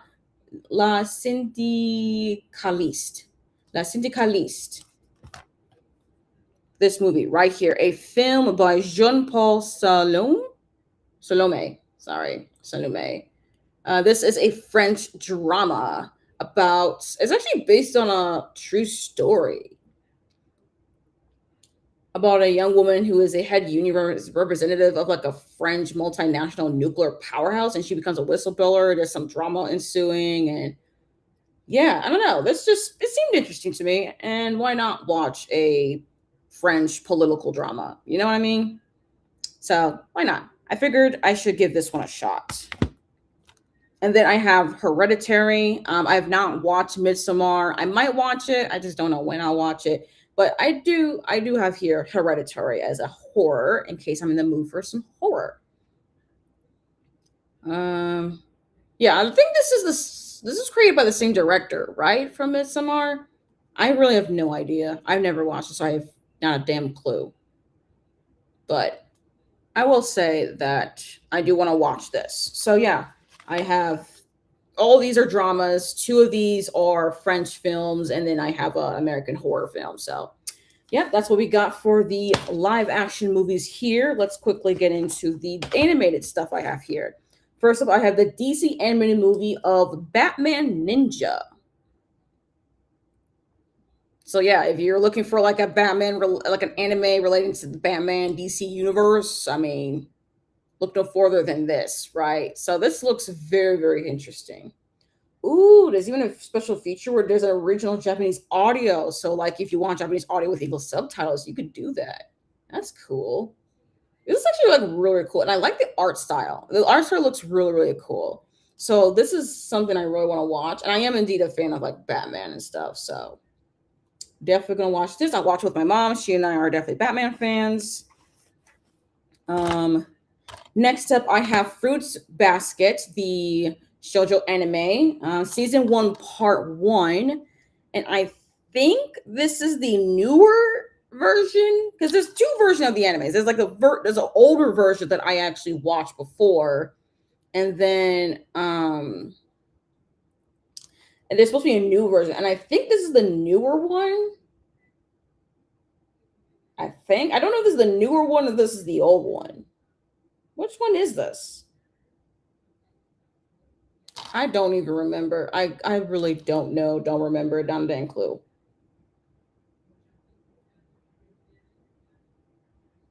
Oh well. Regardless, though, I want to rewatch Fruits Basket. So why not just get the DVD from your library? You know what I mean? And there are two discs in here. Since I guess season one, part one is 13 episodes. You know about that. I don't know. This looks like a newer version. I don't think this is an old version. I really don't know. Whenever I watch it and I watch it in a vlog or something, I'll let y'all know which version this is. I need to do some research. I can't tell, but it's an adaptation of the manga, so I'm just gonna watch it. And then first time I've actually seen a DVD about it is Guillermo del Toro's Pinocchio, which yes, it is a Netflix film. It's available on Netflix. I have access to Netflix. However, I wanted to rewatch it on DVD. That's just how I feel about it. Okay. Sometimes you just want to, ooh, what is in here? Hold on, there's some stuff in here. I don't know what this is.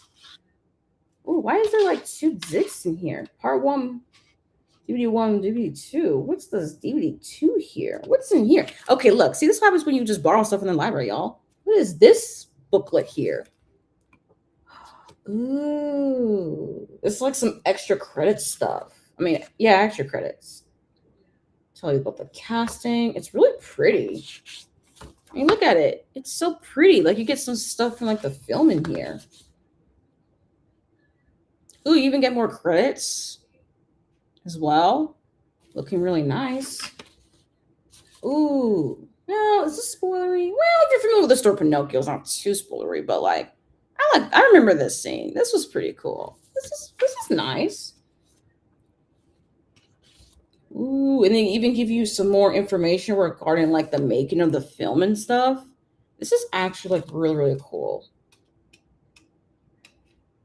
And it just comes with it because I borrowed it from the library. Like, this is so cool. Yeah, let me just put this thing back.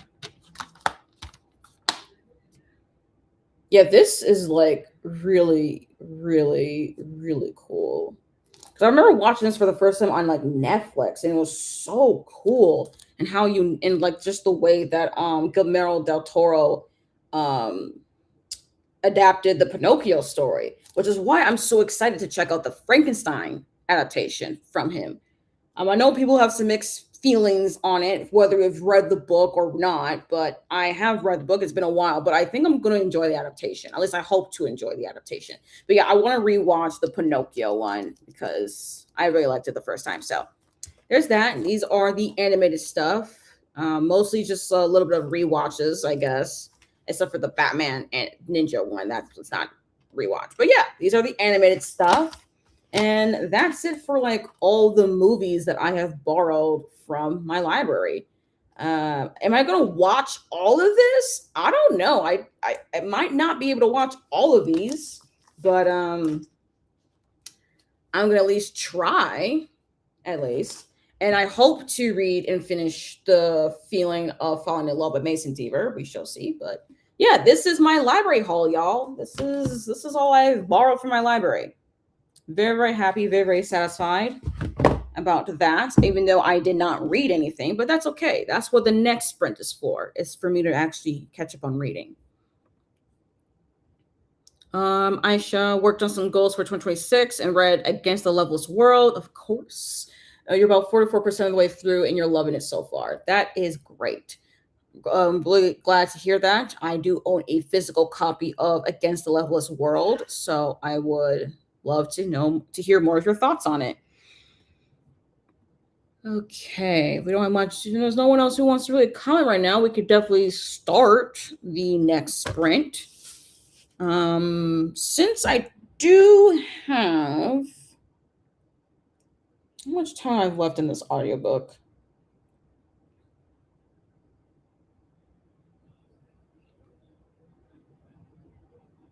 Okay, I have more than an hour left, but like I do want to make sure I have time to like process it and stuff like that before I talk to y'all. So I think we should do like a 90-minute sprint. Yeah, we'll do 90 minutes. So let's see, what time is that? So it's getting closer to 3:30. So we do 4:30, 4:45. I'll consider this as a marathon. So marathon until 4:45 p.m. Central Standard. Yes.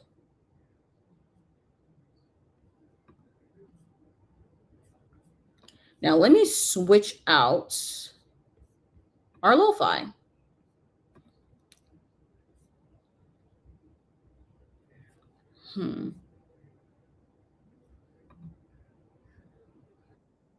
Or there's an ad.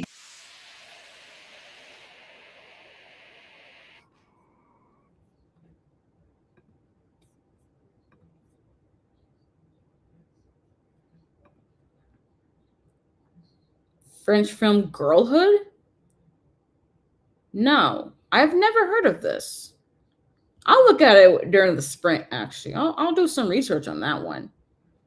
Again, I really am trying to get a little bit more into some French media. Just a tad more. Let me switch that out. There we go. Cool. So let's get it started. We shall reconvene at 4:45 Central Standard. So happy reading, productivity, all the things, and we shall talk soon.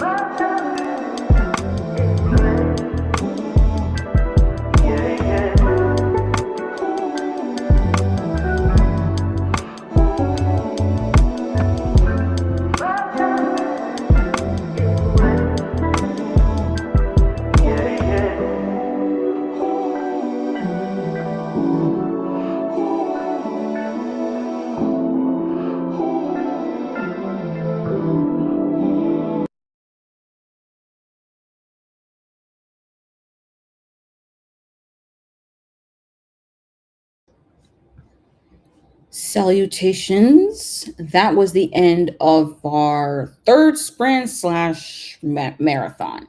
Let me know in the chat how far you have gone in your reading. If you were reading, if you were working on something, let me know what you were working on. Yeah, just let me know. I know as I say sprint, but really it was a marathon. Okay, the first sprint was actually a sprint since it was an hour. The second one was like 2 hours, and the third one was at 90 minutes. So, like, yeah, we'll call this a marathon because that's what we're doing. We are marathoning. And I have finally marathoned to the finish line because I have finished reading my book. It is called The Unselected Journals of Emma M. Lyon, Volume 1 by Beth Braumer, about Brower. Brower. I keep forgetting that it's a W and not an M. I don't know why I keep forgetting that, but it's Beth Brower. So, what do I think? I think that this was a fun time. Again, it's low stakes, very character driven. Not a lot when happened in the plot, but I will say I was invested. I was pretty invested as far as what was going on. There are definitely some trifling characters that I really wanted to fight. Like, I wanted to just get something to just stab them. Okay, trifling, truly. And I was very much sympathetic to Emma M. Lyon. And I do see myself at least reading the second volume. I don't know if I'm going to be so invested to keep going in the series, but I am at least intrigued to read the second volume. However, as much as I really want to read the second volume, I'm not able to actually read it right away. It's going to be a long while before I even get a chance to touch that one. It's months. As far as my library is concerned, there are only like the audiobooks available for me to borrow from my library. I can't even borrow the ebooks. So I do have several, and I mean several months before I even get to volume 2. As you can see right here, 47th in line when there's 10 copies in use, and there's 93 people waiting. So that is about 9 people per copy, which is a lot. But you know what? Apparently these audiobooks are pretty much new. They're pretty recent. They're 2025 productions, so I have to wait. It's gonna be fine. I can wait. Although I hope, though, by the time I get to volume 2, I don't forget anything. But then again, that is the perk of having a reading journal. I write my reviews. I write what even happened in the book so that when I get to the second one, I don't forget. So, yeah. Looking forward to that. And, I have like other books that I can read in the meantime while I wait for that. In fact, the looks of it, there's giving me a couple of books that are going to be ready pretty soon. So I'm going to be set. I'm going to be pretty set for that. But I think as far as what I will rate the book, right now my gut is saying a 4. I don't think it's more. I don't think I can rate it more than a 4. And as far as the lowest I think I will rate is 3.5. Highest is 4, so maybe 3.75. I don't know. I need to go through the compile stuff, and then I'll let you know what my for real rating is. But for right now, it is giving 3.75 to a 4, somewhere around there. Let me catch on the comments.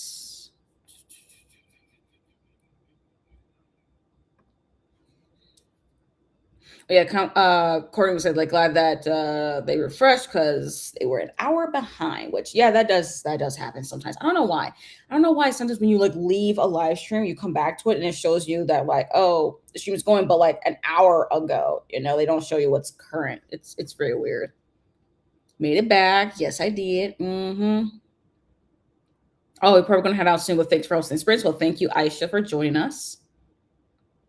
Spent the marathon chatting with friends and continue to edit a vlog coming out on Friday where I try and fail to read Christmas romances. Well, I mean, at least you tried, right? You tried. But I'm glad though you chat with some friends, you edited a vlog, editing a vlog, so that's good.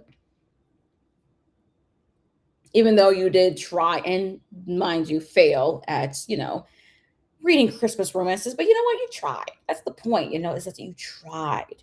That's why I don't ball with holiday romances. I just don't. And it doesn't matter if it's Christmas or not. I just can't bother with holiday related romances. I don't know why. It's just it don't work for me.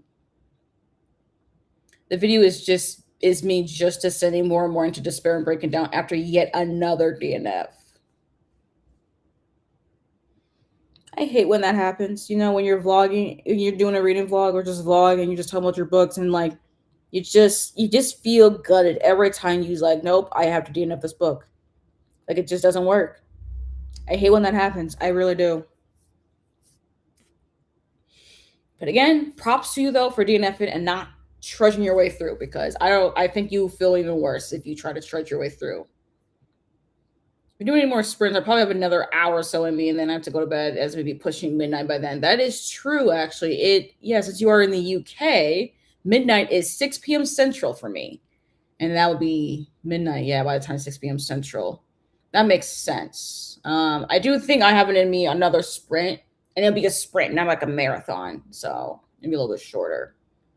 Did you follow the rules and peruse at the library? Yes, I did, Christy. I did. In fact, I did actually show early in the sprints my library haul. I did move all the DVDs because I actually bought. I didn't buy anything. What am I talking about?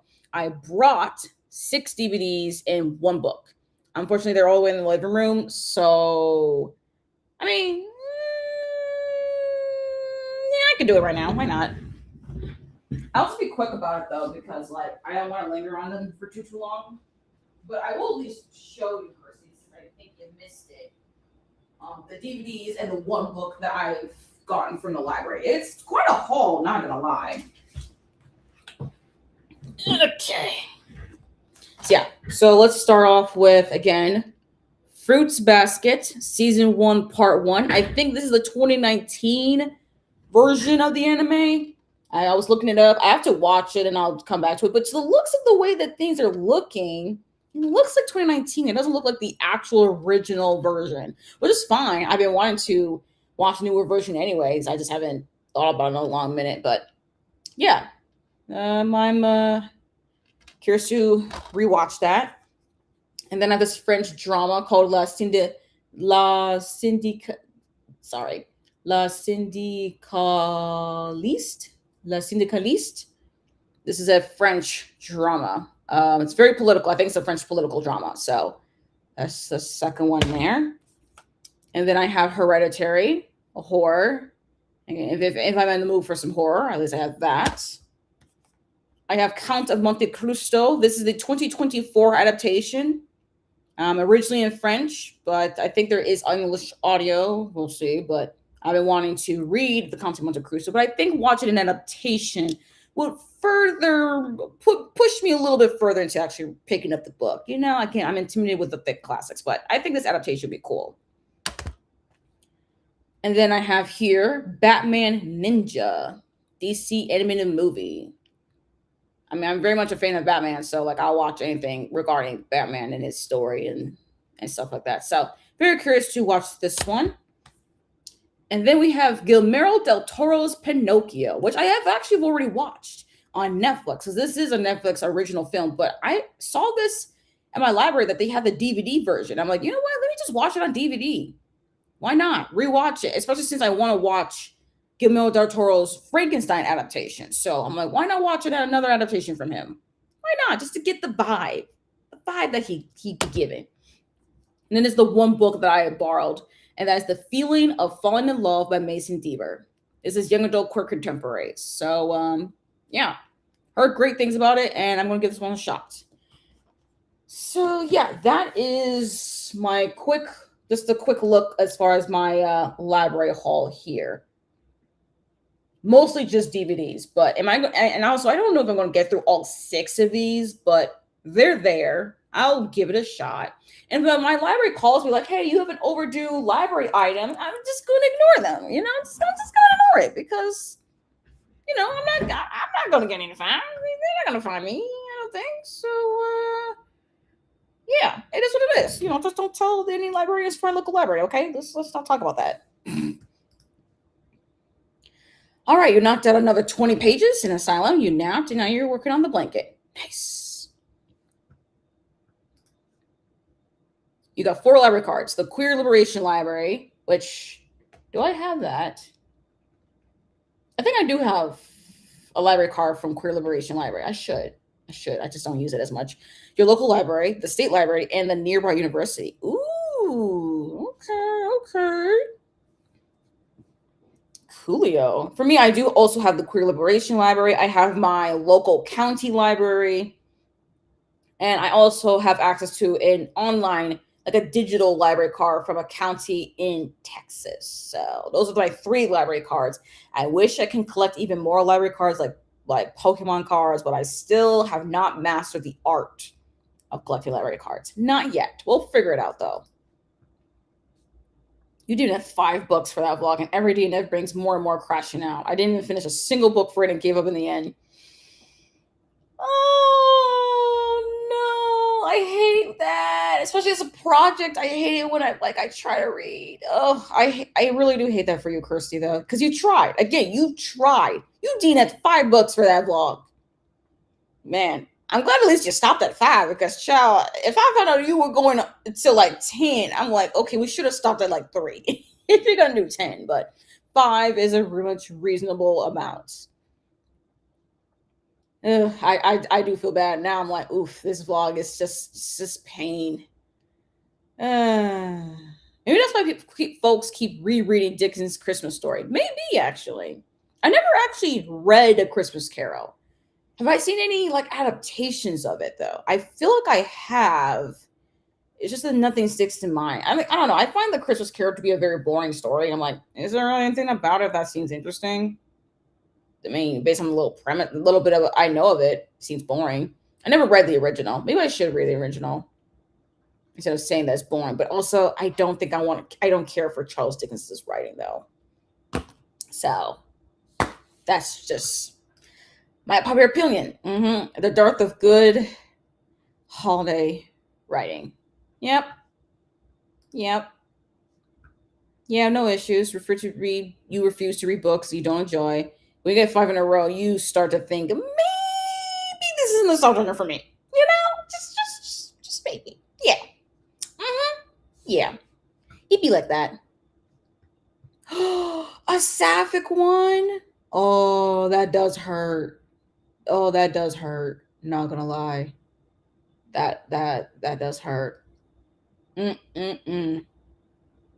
does hurt. I'm sorry. I'm like, ooh, that hurt. Okay, so I am right. Okay, so this one is the 2019 version, because I figured, I was like, this looks a little more like a recent new version of shoujo anime. I haven't watched a lot of shoujo. Honestly, Fruits Basket was my first shoujo, and it's probably the only shoujo I actually would watch. But this looks right. Yeah, I ain't right for the original. That's what I thought, because I remember Homegirl's eyes being so big. Like it took up way more of her face. So yeah, this one does look like more like recent anime version. So yeah, this is the newer version. Cool, great. I'm glad to hear that. Read The Counts last year. Hybrid style. It was a lot. Great story, but it took me most of the year. That makes a lot of sense. Although for my mom though, she had access to the audiobook. She read it in like a week. It took her a week, and the audiobook is like over 40 hours long. I don't know how she did it. Like, I don't know how she did it, but she read that thing fast, and I'm like, hey, Mom, okay.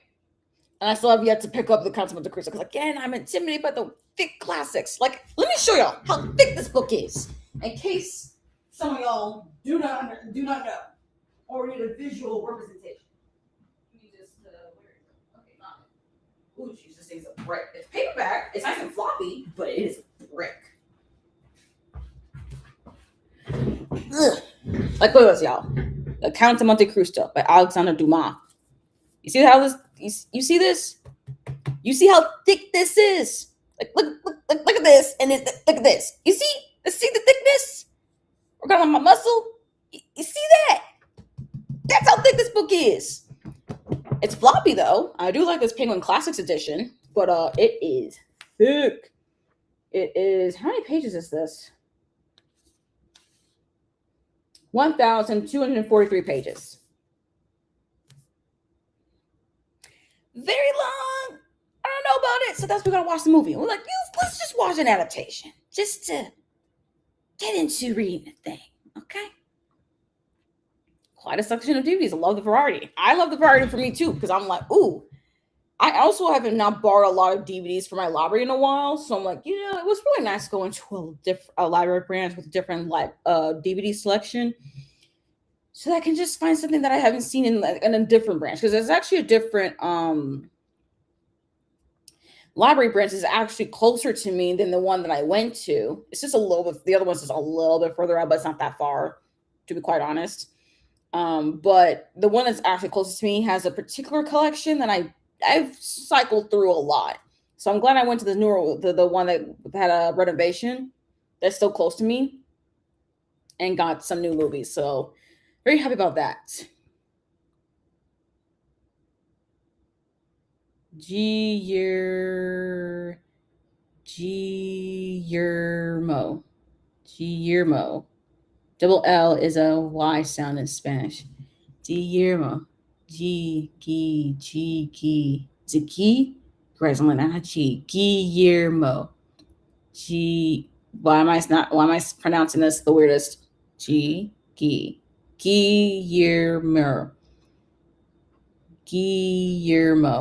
There you go.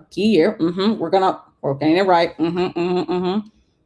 Ooh, geez, I am literally behind on the comments. I swear I'm catching up. I swear. Guillermo del Toro. WL is Y sound. Yes. Guillermo del Toro. Guillermo del Toro. We'll keep saying it and it's going to get better. Okay. Thank you. Thank you, Jay, for the correction. Absolutely adore Guillermo's style and how he tells stories. They're so elaborate and exquisitely detailed. That's very true, because I remember his adaptation of Pinocchio and how detailed it was. It even felt different than any other Pinocchio story. And mind you, I don't watch a lot of Pinocchio adaptations, but like, it felt different than any other ones I have watched before. So I'm like, okay. And thinking about that, and then thinking about how people have their opinions on the Frankenstein adaptation, I'm kind of like, okay, well, let me keep in mind of his style and how he'll take some liberties on things. I mean, everyone's going to get mad about certain liberties be taken. Let's just see about how I feel about it, So that's why I really want to rewatch the Pinocchio one, so that when I get to the Frankenstein one, I can temper expectations. It's how we tell someone ain't from around here. They say the Y's. Yeah. Another Y is the L's. Yeah. Ooh, what county in Texas? Harris County, the Harris County Public Library. That's the library card that I got. The e-card, though, since I don't live there. No one can say I didn't give it my best. That is very true. You've seen the animated version of Christmas Carol. Dickens is boring AF. Right. I'm like, it's none about the things that he writes about seems interesting to me. I'm just like, why would I ever want to read the actual Christmas Carol? No. I don't even want to read Moby. Well, is that Moby Dick? Did he write Moby Dick? Charles Dickens wrote Moby Dick, right? I know he wrote Oliver's Twist and Great Expectations. Did he write Moby Dick? Nope, that was a different author. My bad. Wrong one. So I figured I said that. If you haven't watched the Muppets Christmas Carol, you're doing Christmas wrong. Okay, so apparently that's the right way. Okay. Don't bother with the book. Dickens's writing is absolutely awful. Okay. Good to know. I actually have never seen the Muppets Christmas Carol. At least I don't think I have. I wonder if my library has it. Let me just I know I just went to the library. Oops, that's the wrong thing. I know I just went to the library, but it doesn't mean anything. I am going to request them to bring it to a closer location for me if it's from a different branch, because we have so many branches. My county library is so big, y'all. Like, we have so many branches. So let me see. Is it just the Muppets Christmas Carol? I'm just going to search that up. Okay, I don't think I spelled that right, but you know what? It's fine. Okay, so they do have it as it does exist in my library system. However, there's so many people have it on hold. And now they've also ordered more copies, but it's not going to be enough. So I won't be able to watch it in time for Christmas, which makes sense. Christmas is like in a little bit more than a week from now. It's getting kind of close. But I'll place a hold. I'll place a hold on it. So yeah, I'll place a hold on it.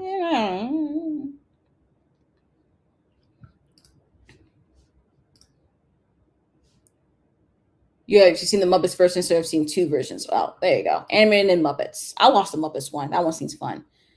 It's annoyed you so much because the manga switched art styles towards the end, and it was such an awful drawing style come to the start, and the 2019 anime copied that, and I hated it. Oh, the 2019 anime has the art style. Oh, I see. Yeah, I've never actually read the manga, so I never knew that the art style even changed in between. Hmm. Interesting. I think they probably did that because of the way that anime, especially shoujo anime, the animation style was changing and evolving. That kind of sucks, though, 'cause I'm so used to it the classic way. It would be so different. Imagine that in the manga, though. Ah, shoot. Hold on a second. Okay, yes. Stop. Please stop. Timer. All right, time to cook this rice. All right, sorry about that. If you heard anything in the background there, that was the timer for me to start cooking the rice in the rice cooker because we ran out of rice again, and I had to cook some more. Yeah, I grew up in the original and endured it while it was nice. The 2019 completed the manga story instead of doing its own thing. Wait, the original one was different from the manga? Like, cause I think I watched the entire original anime. You would just tell me that the original one veered off from what actually happened in the manga series? It's Fullmetal Alchemist all over again. The more I think about, like, oh, it's like Fullmetal Alchemist because it's Fullmetal Alchemist and it's Fullmetal Alchemist Brotherhood. Fullmetal Alchemist veered off of what happened in the manga. Well, the Brotherhood is the faithful adaptation of the manga series. So you need to tell me that the original Fruits Basket anime veered off from the manga series, and the 2019 version actually follows through what actually happened in the manga series. Now I feel like my childhood in this anime was a lie. Hold up now. But you always pick up the original one for the art, which, yeah, I understand that. But like, I wanted to match the manga series. Even if I wasn't going to read the original manga series, I wanted to match. So you mean to tell me? Child. I'm learning something new. Thank you, Kirsty, for informing me, because now I will be watching this 2019 version because I want the right thing. I Game My Dearly Love did the same thing. Completely redid the miniatures in a different scale. What? Why do things do that? Why change things? Just keep it the way it was. Even if people think, oh, it's like, well, man, doing it in a different scale though, that's irritating. It's not a book, it's a weapon. I'm telling you, it's so thick. It's like when people say tome, this is not a tome. This is a door buster. Like, it will bust through a door. You throw this book at a door, it will bust through the door. Telling you. Dangerous book, y'all. Dangerous. Unpopular opinion. No book needs to be that long. Just put it into a series and save us all your sanity. I mean, I think in the time period that when this book was written and being published, the author was getting paid by the page. So, you just had to, like, give us the tea. And apparently, though, I have heard, though, that despite the length, it is actually quite fast-paced because there's a lot of drama.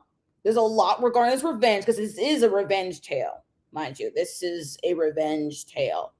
And there's a lot. Thank you, computer. It's a revenge tale. There's a lot of drama. It's pretty fast paced. So I know. Knowing all that, you would think I still started, but it's still a lot. It's still a lot though. It's over 1,000 pages. It's over 1,200 pages. Okay, but I can understand for why it was written this way at the time. Just now, my brain, I don't know yet, but I'll still give it a shot. And since I do own it physically, I do want to annotate it. And I've even seen people like read this book and like vlog their experience. So I also want to do the same thing. Like I want to have a dedicated reading vlog reading the Count of Monte Cristo. I just think it'll be like a year-long project. And do I have time right now to worry about a year-long project? I mean, the sooner I start, the sooner I finish it. But I don't want to do it right now. So I'm gonna like procrastinate. It will take me literally a whole year to read that. Knowing myself. It was originally serialized. Oh. Okay. A hard G, like gosh. Oh yeah, like G. Yeah. So yeah, right. This is when I was trying to pronounce the name correctly. Guillermo.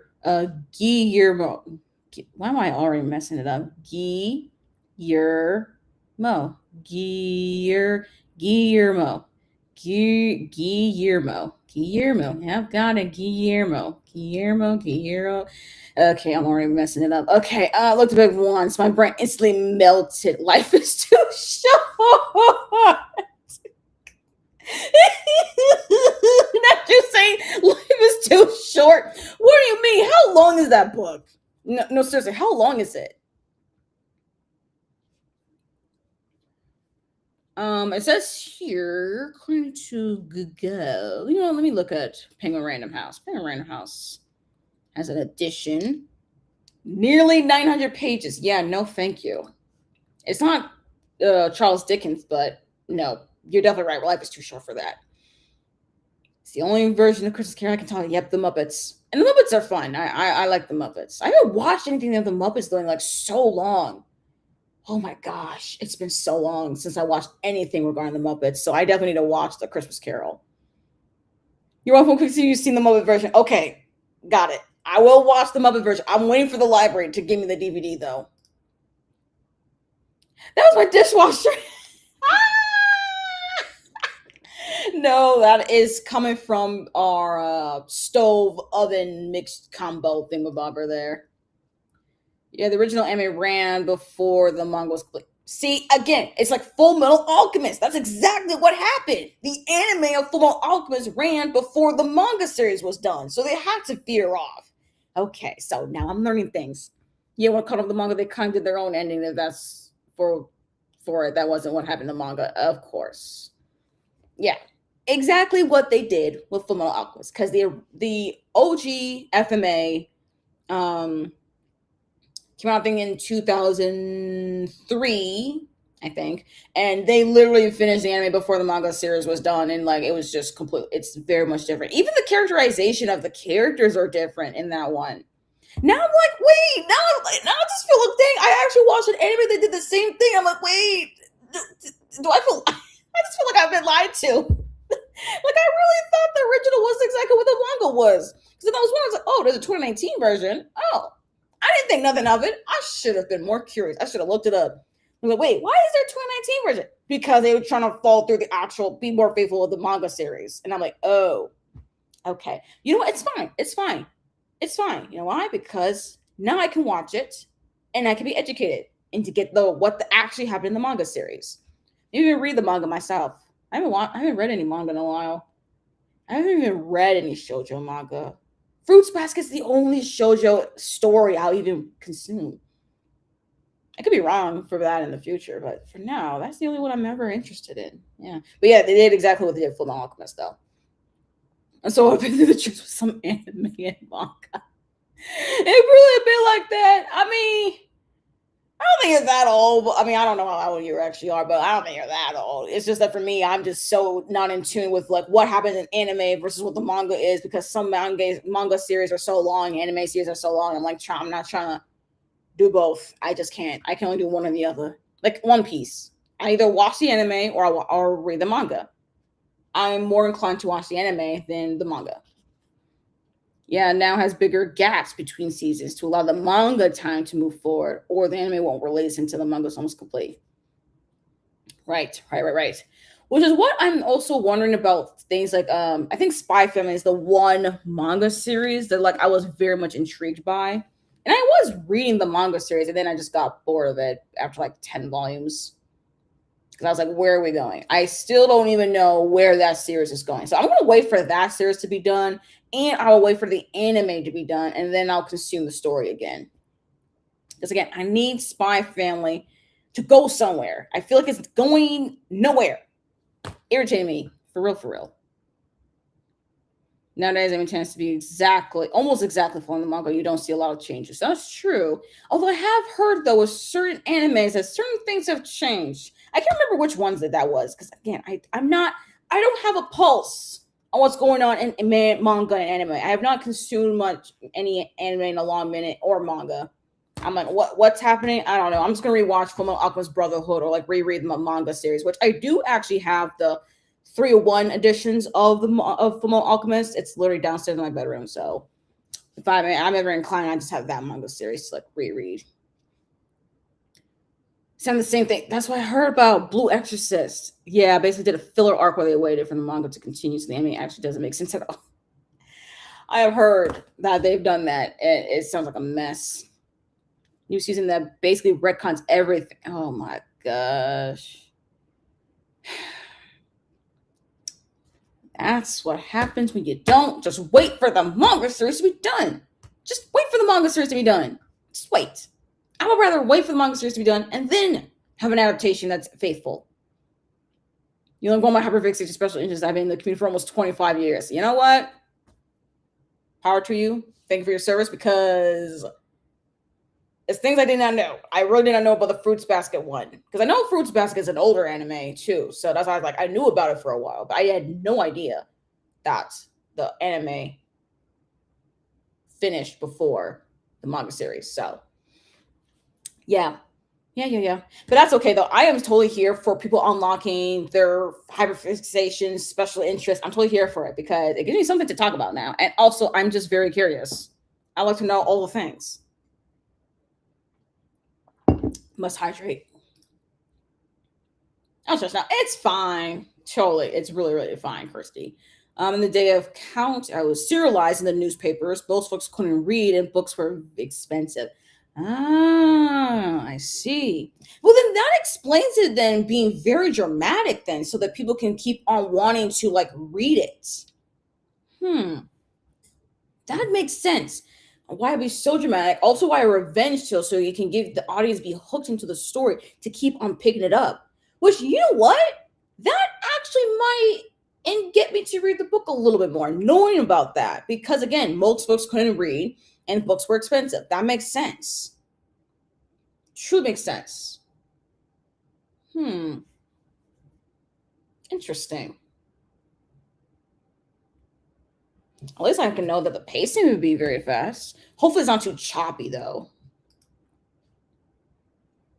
Not so much of the length as the weird format that put me off. Moby Dick. Oh, format. I don't know how on earth Moby Dick was formatted, but I can imagine it being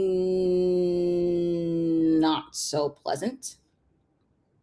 Yeah, 2000. Yeah, it was. I was way too young to be that traumatized. Not gonna lie, I was kind of a little bit traumatized by Fullmetal Alchemist Brotherhood, but honestly, I was just too intrigued to be. I mean, I wasn't traumatized by the entire anime. Let me say this: Fullmetal Alchemist Brotherhood didn't fully traumatize me, but there definitely were parts of it that was really scary. Like, you would think, honestly, the part about the two main characters losing their bodies would be the most traumatic part, but no, it was the what are they called?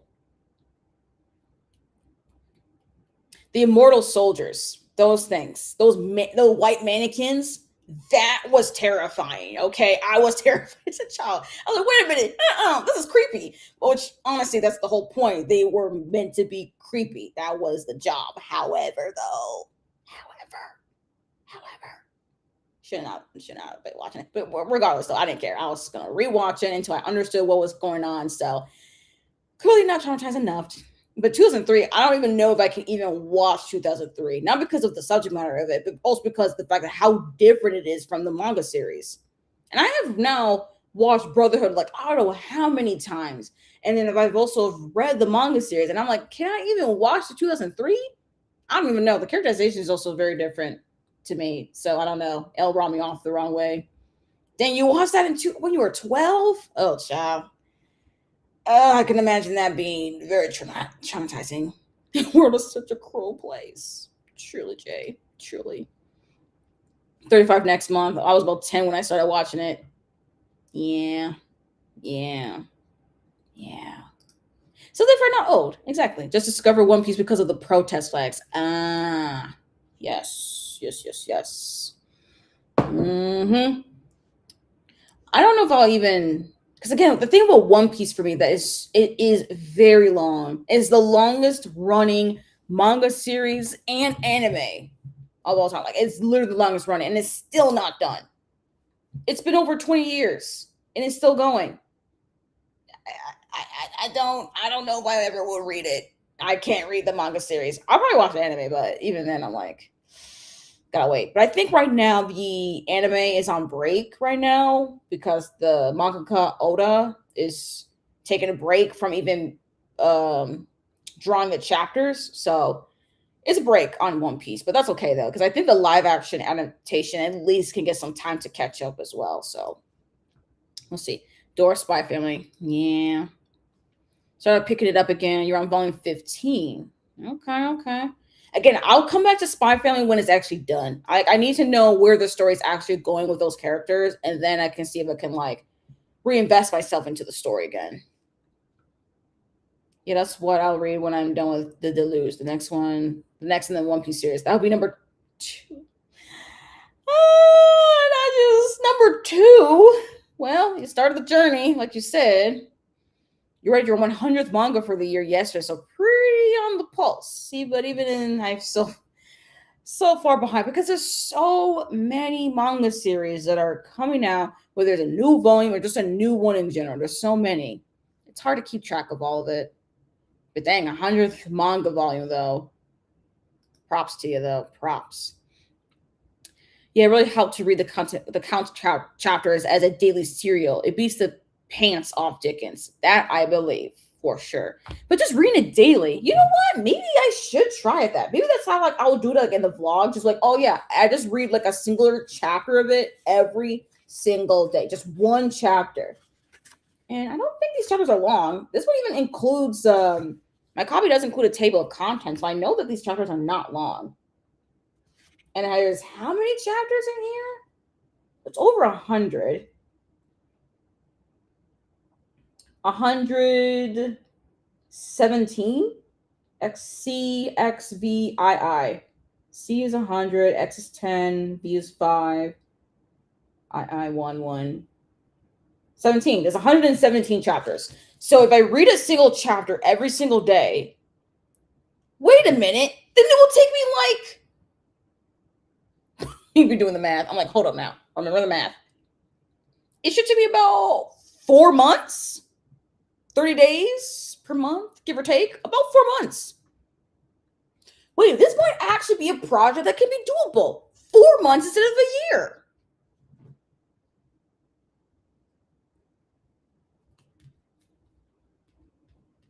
Plotting. We're plotting.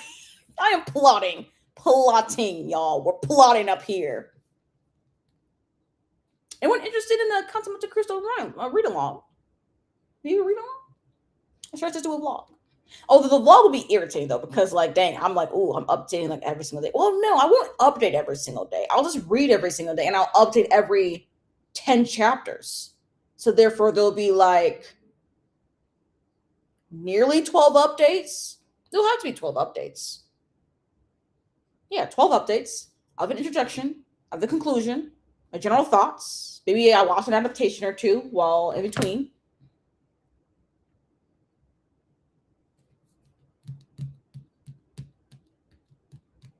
Plotting. I am plotting. We're plotting. We'll plot. I'll have to plot. Started One Piece this year and honestly don't get the hype. Ooh, unpopular opinion. You're on volume 20 and just don't know if I care. I gave up the anime. You gave up on the anime 3 episodes and did not like it. You know what? That's very much fair. I will say, while One Piece is fun, I do think, especially since it is an older anime, I think there's some things about it that does not age well, personally, from what I've seen. Again, I do like One Piece as what it is, but I don't really engage with it. I don't even really watch it like that or read the manga. So I can see why, Kirsty, you would not get the hype with it. Especially since like you are reading it as a manga series and you gave up on the anime, and like, since you are reading it as a manga, I can imagine it being a little bit difficult to read. Not gonna lie, but that's fine though. It's fine. It's not meant for everyone. Despite it is a very popular anime, but like it really is not meant for everyone, despite its popularity. But like at least you give it a shot to see what the fuss is about. But yeah, it's not so surprising. Because again, even for me, I'm not invested in One Piece enough to like actually watch the whole anime again. Because not just the length, but also because I do feel like there's parts of it that just don't age well to me, especially the earlier parts. And there's still some things that even persist even in the newer episodes. I'm just like, okay, just not meant for me either. Yeah, you're finishing the current arc you're on, and after that, I might stick to the live action as I actually love it, and I don't need to feel a commit further than that. You know what? That's fine. Yeah, that is totally fine. I do think the live action is. I don't know. I feel like the live action actually kind of solves a little bit of what my particular issues with the anime is, even the manga. I do like the way that they've adapted it into the live action, personally. That's just me, though. Not a huge manga fan. Basically, I consider them too expensive for what you get. I feel the same way about comics. It'd be like that. It can definitely feel like that for sure, especially manga volumes. At first, though, manga volumes used to be $9.99, but I think they've gone up to like $10.99 per volume, and I'm like, why are we being so expensive? But I kind of get it, though. You need to give money a little bit more to the mangakas. You got to give them more money to the publisher a little bit. But even then, I'm just like, again, for the amount of chapters that are in each volume, why does it feel like you're not getting much in it? Which is why, though, I would prefer getting like if it's a longer manga series, I like when they bind up the volumes, because that way you actually get more money for what you get. I mean, you get more money, you get more for what you bought. Like my Full Alchemist volumes, they're literally 3-in-1 editions, and each 3-in-1 edition is like $14.99, but like they're 3 volumes in one. So like I basically have it like each volume is like $5 in a bind up, which to me mathematically and financially makes more sense, which is why I invested in getting that version. Now there is a version of the Alchemist manga series that is the hardcover, but each of those hardcovers are like $19.99, and while they're pretty, I don't think that's financially makes sense to me, at least, to do that. But yeah, collecting manga is a very expensive hobby. Like, my gosh, is it so expensive to collect manga volumes, which is why I was really mad about Spy Family, because I was collecting them. I collected like the first 10 volumes, and when I finally read like volume 10, I was kind of like, yeah, I don't really like where this story is going. I feel like we're kind of going nowhere. I don't know, like, I feel like there's not a lot of progressing through the volumes. So like, why would I keep spending like $9.99, even up to now $10.99 per volume? So that's why I also stopped just reading manga, because I was like, I don't want to keep investing in it. Now I could borrow manga volumes, but it always takes forever and a day for me to get a hold of it. So I'm like, which is why I'm gonna wait until Spy Family is done, and then I can see about actually getting back into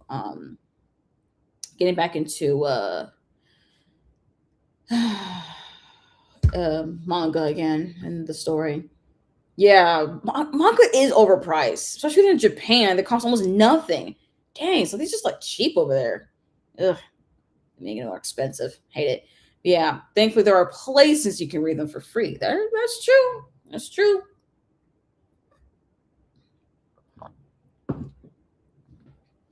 even a place that, if you just wait every single week or something, you just read the newest chapter and stuff, and you keep that up, you know where things are going on. Doing a chapter a day, a few skip days, counts becomes very doable. Very true. That's what I'm like, plotting. Like I have to plot this. I have to plot it out. I don't know when I can start reading it, but if I just read a singular chapter a day, and I even skip a day or two, I would be fine. I can managely do it in 4 months. That is doable for a book that long. I'm gonna do that.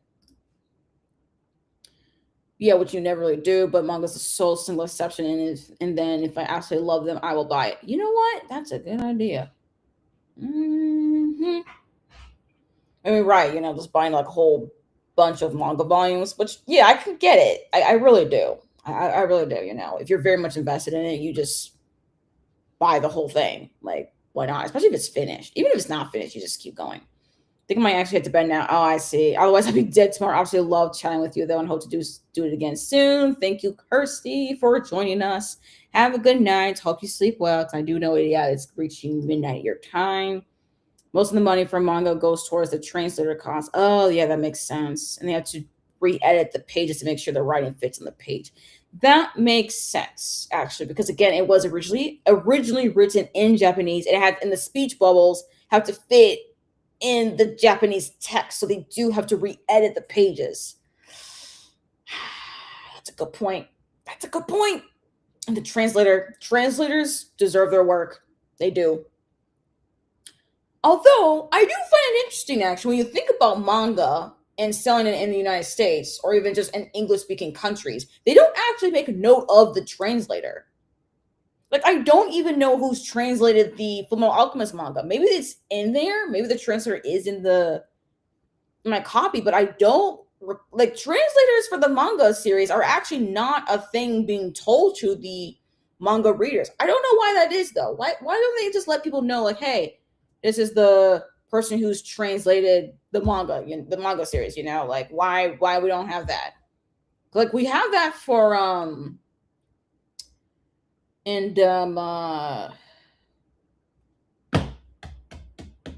translated novels or nonfiction. They let you know who the translator is, but they don't do that with manga series. I wonder why that is. Yeah, the graphic stuff matters more to folks who care about the art, and I just don't.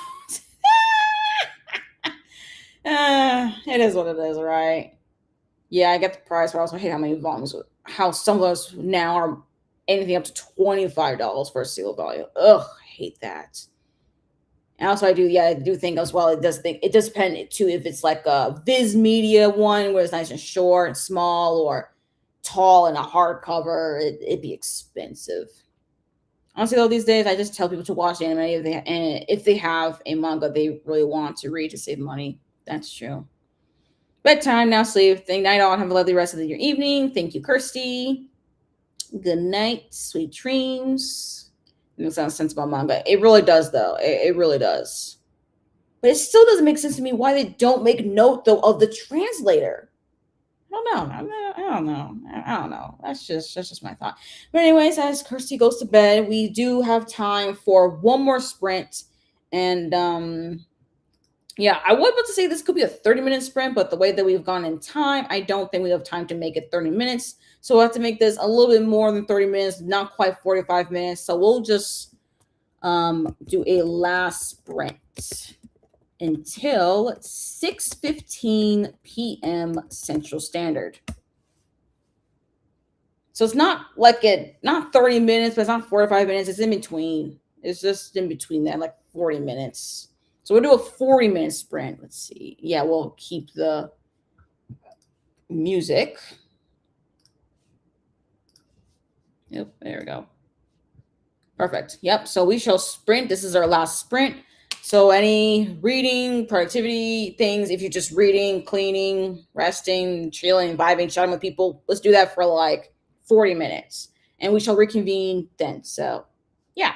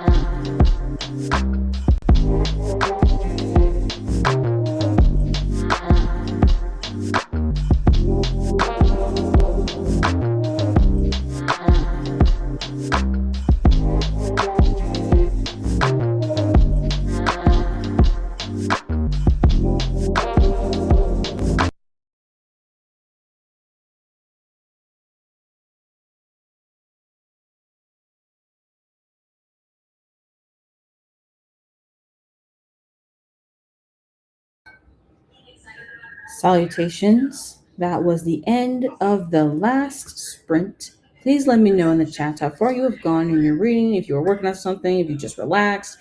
Just let me know what you did in the last sprint. All right. For me, I just relaxed. Okay. I'm watching some YouTube. I'm actually watching specifically regarding the National Football League, people's predictions and picks, and things like that, discussing what happened this past weekend for teams and what we think is gonna happen this upcoming weekend, for some football games and stuff. So yeah, if y'all do not know, I am indeed a fan of the National Football League. I do I love watching the NFL games. I really, really, really do. And we're so close to the postseason. I am so excited to watch the postseason.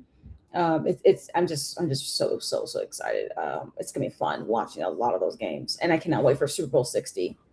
It's gonna be so exciting. So yeah, y'all let me know. I did get a message though on Restream for some reason about the chat, so I hope y'all are still able to chat, because I'll be very sad if you're not able to chat for some reason.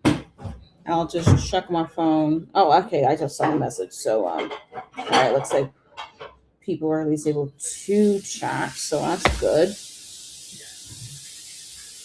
Hello, Hannah. Salutations. Thank you for joining us. But we're also going to be wrapping up pretty soon. Yep, read on. Thank you, Jay. So I'll just wait for people to update their thoughts and stuff. So as y'all are updating, I do want to say that I did watch the Monday Night Football game, which literally happened like last night, and literally went as I expected. The only thing that was really surprising was a bit of lack of effort from a particular team. Actually, it's the losing team, honestly. That team didn't quite, at least offensively, didn't look like they had the strongest effort. Defensively, they definitely tried, but offensively, yeah, not so much. So it was looking pretty grim. We'll see what that team looks like though in this upcoming weekend. So we shall find out. Is there any more sprints? No, that was the last one, and I'm actually going to end it pretty soon. I'm sorry, Hannah. I do think I have sprints scheduled for the last day of 2025. So I have those sprints scheduled, and they're gonna be like a really long sprint. Like we're gonna be there. I'm gonna be live with my mom for like 12 hours, kind of long. So those are sprints to look forward to. That's at the very end of the month, though.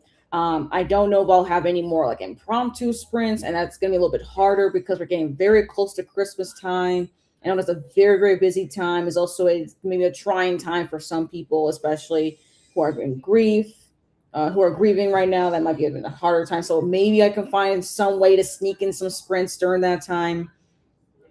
I don't know, but that'd be very much impromptu, pretty last minute. I don't know if I can schedule actual like Christmas week sprints, but if I can, it'll be either before or after Christmas, maybe not Christmas Day itself. But that depends. That all depends.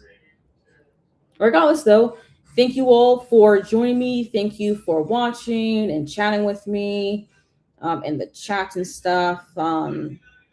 Like this reading sprints if you liked it, maybe last minute messages here before we close out. Subscribe if you haven't done so already. I host reading sprints about twice a month, at least once, if not twice a month.